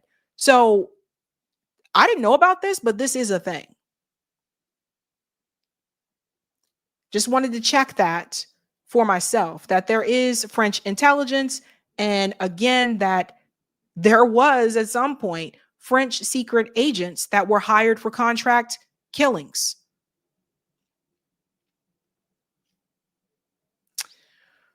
So this is a big deal. I want to tell you this last part here that she said, and then I'm going to tell you about her reaching out to the federal government and why I don't think that's going to really help anything. So she made the announcement, our show will be off the air this week. As an update, both the White House and our counterterrorism agencies have confirmed receipt of what I reported publicly. Now, I want to say confirmed receipt. That could mean that, again, it may have been sent to them in such a way that alerts the sender that this email or this correspondence was opened by the person you sent it to. So we don't know for sure if they said something to her or if they contacted her, but you can have an email receipt that lets you know that they opened that email there. Emmanuel Macron attempted to organize my assassination per a source close to the first couple. Also, I will again state that the French legionnaires were involved in Charlie Kirk's assassination, but they did not act alone. For all of you who doubted my claims, you can now look to the President of the United States and our intelligence communities to issue a statement to confirm whether I am telling the truth. So here's the thing. Because Candace called out Trump, Kash Patel, and all of them, and rightfully so, I'm not sure that they're going to be willing to jump in here. This is the thing about, remember when I told you about politics and the game that you're supposed to play with politics? See, Candace stopped playing that game. She stopped playing their game. So I'm not sure that they're going to be willing to help her. They're probably just going to be like, they may have opened it, but Kash Patel of all people is probably like, yeah, you're on your own, bro. We don't know. We don't know. But for obviously it sounds like for safety or security reasons, she is not having her show this week. And I know it's Thanksgiving this week, but there's still Monday, Tuesday, and Wednesday. She usually does a couple of shows a week. So it seems like she might be trying to protect herself. And I would argue at this point in time, I would sincerely hope if she didn't have it before, I would sincerely hope that she has some form of security. Security officers, whoever it is that you need to hire, I would hope that she has that in place. Because if this is real, like I said, right now, again, when it comes to receipts, we don't have receipts to see because she said the show is not going to be live this week. But I would imagine at some point she's probably going to come forward and show that information. But like I told you, if you think that she's making this up, ask yourself this question: what is in it for her? She can't say, well, I want to grow more. She has one of the largest podcasts on YouTube, political podcasts on YouTube. Can't say, oh, I want to become the #1 podcast in the world, because she already is. So basically, to make a long story short, they look at it at her. They look at it this way, as like, you said too much. You've been revealing some things. And remember, people have been asking her to let the Charlie Kirk thing go. Remember, people have been asking that. So they feel like she's been poking her nose in places where they feel like it doesn't belong. And that's the dynamic of power, people in power, and how they can use that power to either work with you or work against you. So I don't know what's going to happen. I imagine she's probably going to come back next week, I assume, because she said she's taking this week off. But again, like I said, I would imagine it's probably for safety reasons. I don't know, you guys. Little Wisdom said, I agree, Sabby. If she lied, that would be harmful to her entire career and reputation. Yeah, but I will say this. Again, I sincerely hope whoever sent her that information, I sincerely hope that that's not fake, that someone didn't send her something that was fake to see if she would report it out. You know what I'm saying? Because people do that shit. There have been people that have sent me things before that aren't real. That's why I always have to look everything up. So I sincerely hope that's not the case either. But this isn't a joke. I saw people laughing about this, pointing fingers and stuff like that. I don't think it's funny. I don't think it's funny for people to get death threats. I don't think it's funny for people to, be killed? Like we had this conversation before already. But basically, they feel as though she's gone too far. And I think that's what a big part of this is about. So I don't know. We'll have to wait and see. Sherry said, I don't always agree with Candace, but she has integrity and she tells the truth as she sees it. I don't know, man. I don't know. That's scary. That's scary and rather alarming. And being the number one podcast in the world, that means that a lot of people are hearing her. And people may not want that message to get out. So let's take that poll. Let's see that poll, Eric. Back to something more lighthearted. Okay. The poll. What is your favorite Thanksgiving food? We have 3,410 votes. Holy smoke. Oh, 3,413 votes. 19% said turkey. Turkey got no love. Turkey got no love. 40% said side dishes. There's some sides in this house. There's some sides in this house. 12% said pie.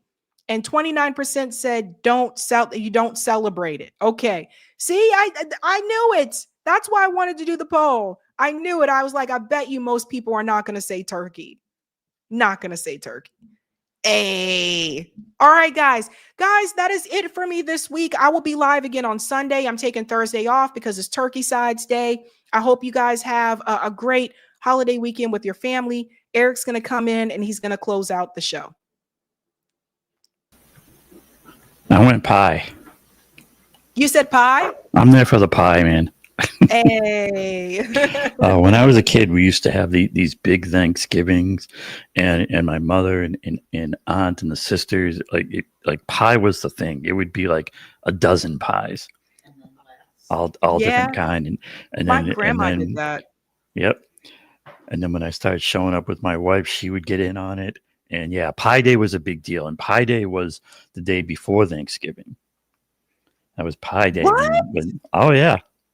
You got pies before Thanksgiving? No, they'd make the pies.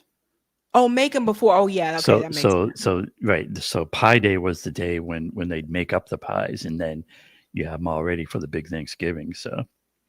Yeah, my grandma used to make different ones too. Like she would make different pies and then she would have like, I mean, you know how it like, I mean, my family likes to cook and my grandma would make like 2 turkeys. And like when my grandma was still alive, like she would invite anybody, like anybody could come over and grab a plate. Like people down the street would say, Miss Ruth, can I come in and grab a plate? And she would say, absolutely, no problem. But like she used to do 2 turkeys and she would have all these different pies, sweet potato pie, pumpkin pie, like all different types of pies. Okay, Corey like, wants to know what's your favorite pie. Yeah. What's my favorite pie, Corey? Yeah. The sweet potato pie, which I still say till this day is 10 times is still better than pumpkin pie. So if you've never tried sweet potato pie, I say give it a try and let me know. I think sweet potato pie has more flavor than pumpkin pie. And I was just there for the chocolate. A nice chocolate pudding pie. And, there you go. That's a good one too. Peach cobbler. Yeah, but that's my fave is the sweet potato pie. But I don't think I would say no to any pie, to be honest. I'd give it a try. You can't go too wrong. You can't. All right, guys, that's it for me. See ya. All right. Happy Thanksgiving, Sabby. Yay. All right. Well, Sabby's moving on. We're going to do a little show closeout here. One of the things that I'm always trying to do is connect these things to kind of the bigger picture. Whether like what we covered tonight, like we have the Candace Owens, we have Zohran, Tulsa. I think when you connect all these dots, right, it always connects back into billionaire power, right at the top. I always like to connect it all, through the corporations and who owns the corporations, the billionaires, and then using that power to corrupt the government. And it comes down to, I would say this really pretty simple thing of that, as long as we have a thoroughly corrupt government, we really are just not going to get these things fixed. And if we do, if we can get to that point where we have a government that's not completely corrupt, then you have the potential to fix all kinds of things. And so there's the question, right? How do we get there? How do we, obviously, at least in my opinion, no Democrat or Republican is going to get us there. That's it's a path that just doesn't lead to good progressive policies for the 99%. And so what I like to say with 11 demands and all that is that it's up to us. The only way this kind of the kind of real change that we need happens is if there's a big movement based on clear demands. And so if you go to 11demands.org, you can go to the 11 Demands Substack, and there's an article on there called an MCDS State of Mind that I just wanted to do a quick highlight on here. Being part of the 11 Demands Collective is a state of mind. It's about understanding the deep corruption in our politics, in our government, calling it out and organizing around a clear set of demands to fix it. And if you're wondering about those demands, into on 11demands.org site, you have the 11 Demands for Real Democracy that gets into the details of what these are and how we would get there. A crucial tool is the MCDS framework, Money Corruption Demand Solutions. If you put things in that framework, you can understand things. When we're talking about political issues, we need to center MCDS in these discussions. So here's some examples, right? You're talking about health. Our healthcare system sucks. Why? Because it revolves around money, not health. C, the corruption. The health insurance companies are corrupt entities that lobby the government to rig the system in their favor. You get to D, the demands. Don't ask for a compromise like Medicare for all. Demand healthcare for all. And the solution in this case is, implement a United States healthcare system that covers everyone fully. Excuse me. We get another one, economy. The money. People are struggling to cover their basic needs as prices outpace wages. So the C part of it, the corruption. Our economic system is controlled by a small number of corrupt oligarchs. Demand a system that benefits the 99%, not the top 0.1%. And if you look in the 11 demands, under a minimum standard of living for everyone on 11 demands, you see solutions that get into that. And so it's about applying, this kind of framework and thinking to our issues and getting to solutions. You look at war, right? These days it's war,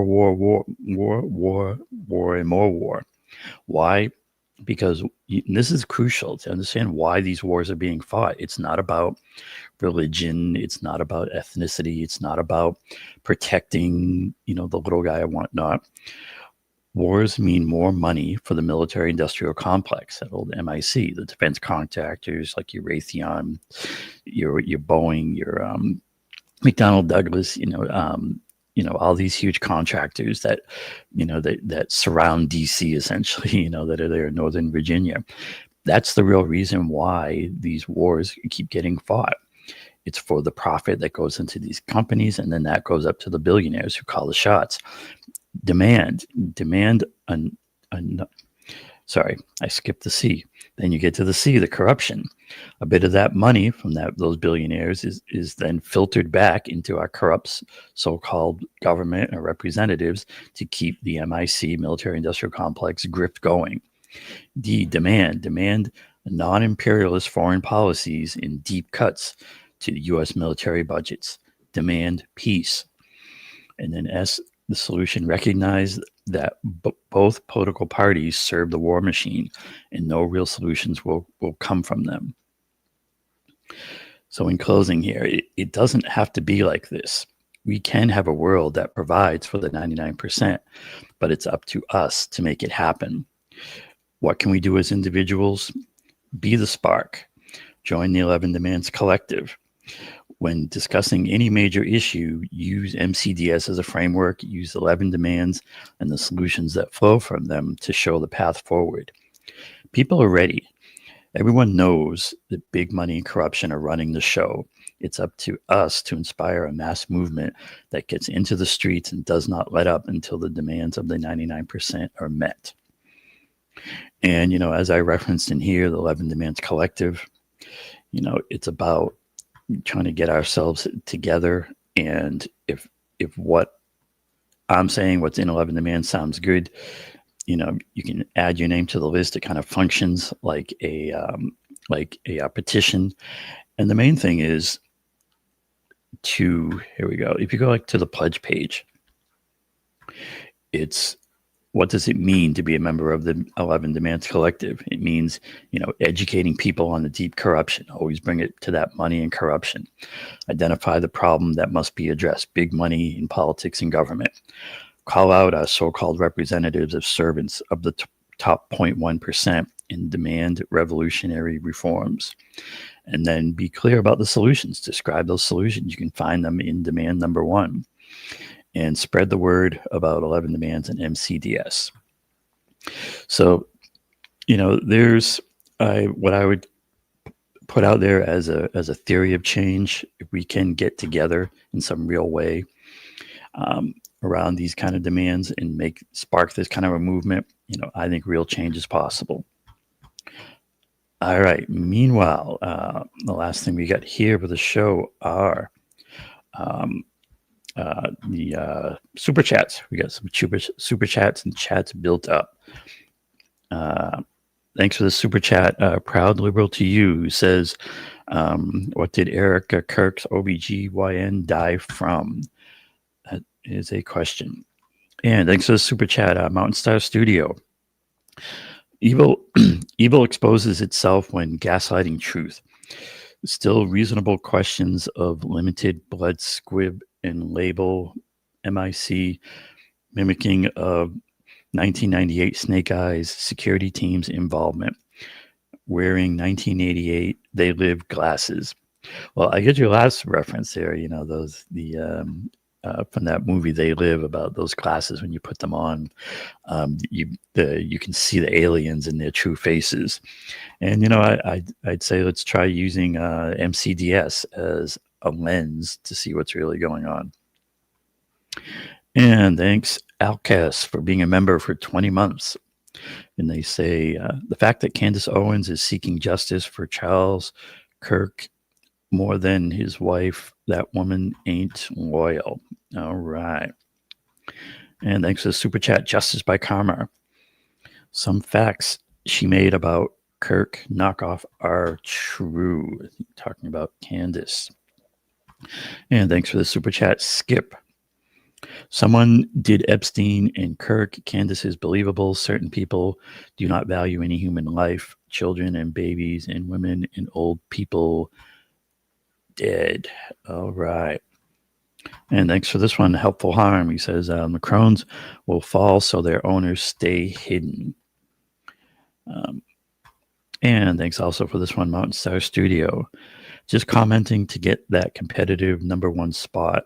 Gratitude and appreciations for your excellent investigative detective journalism. Bring that beat. And I thank you. Sabby thanks you.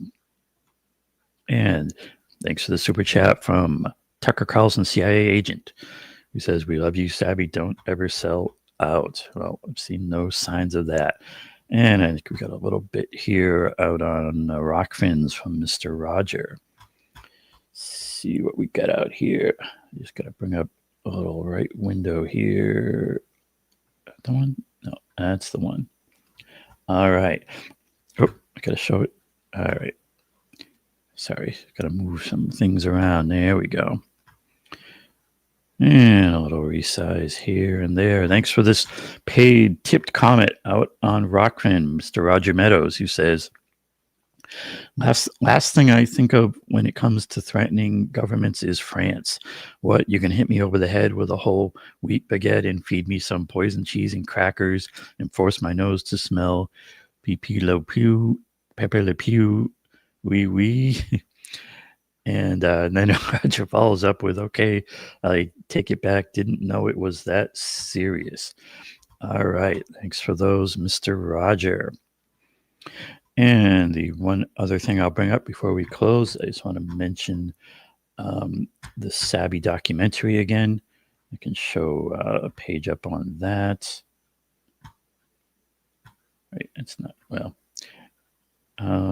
Anyways, yeah, the Sabby documentary, I'll put it in chat.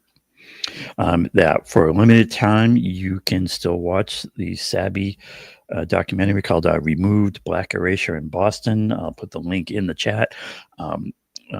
Sabby's going to have to take it down for a while so she can submit the film to film festivals and those kind of contests.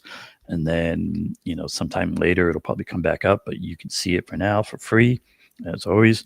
And of course, we always want to do a special thanks to everyone who supports the show and specifically supported the documentary.